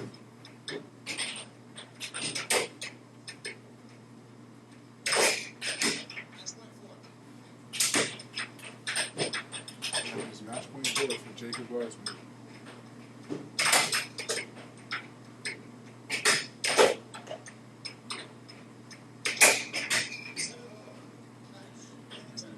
The end of the tournament goes out with Jacob Wiseman taking, I believe that was 4 games in a row after losing the first one to Sarah. Very eventful night. I wish it didn't go on for as long as it did, but it did. So that's all I really have to say on it. I enjoyed tonight overall. I feel that everyone came with their A games. Most importantly, I feel like everyone it was really lighthearted tonight.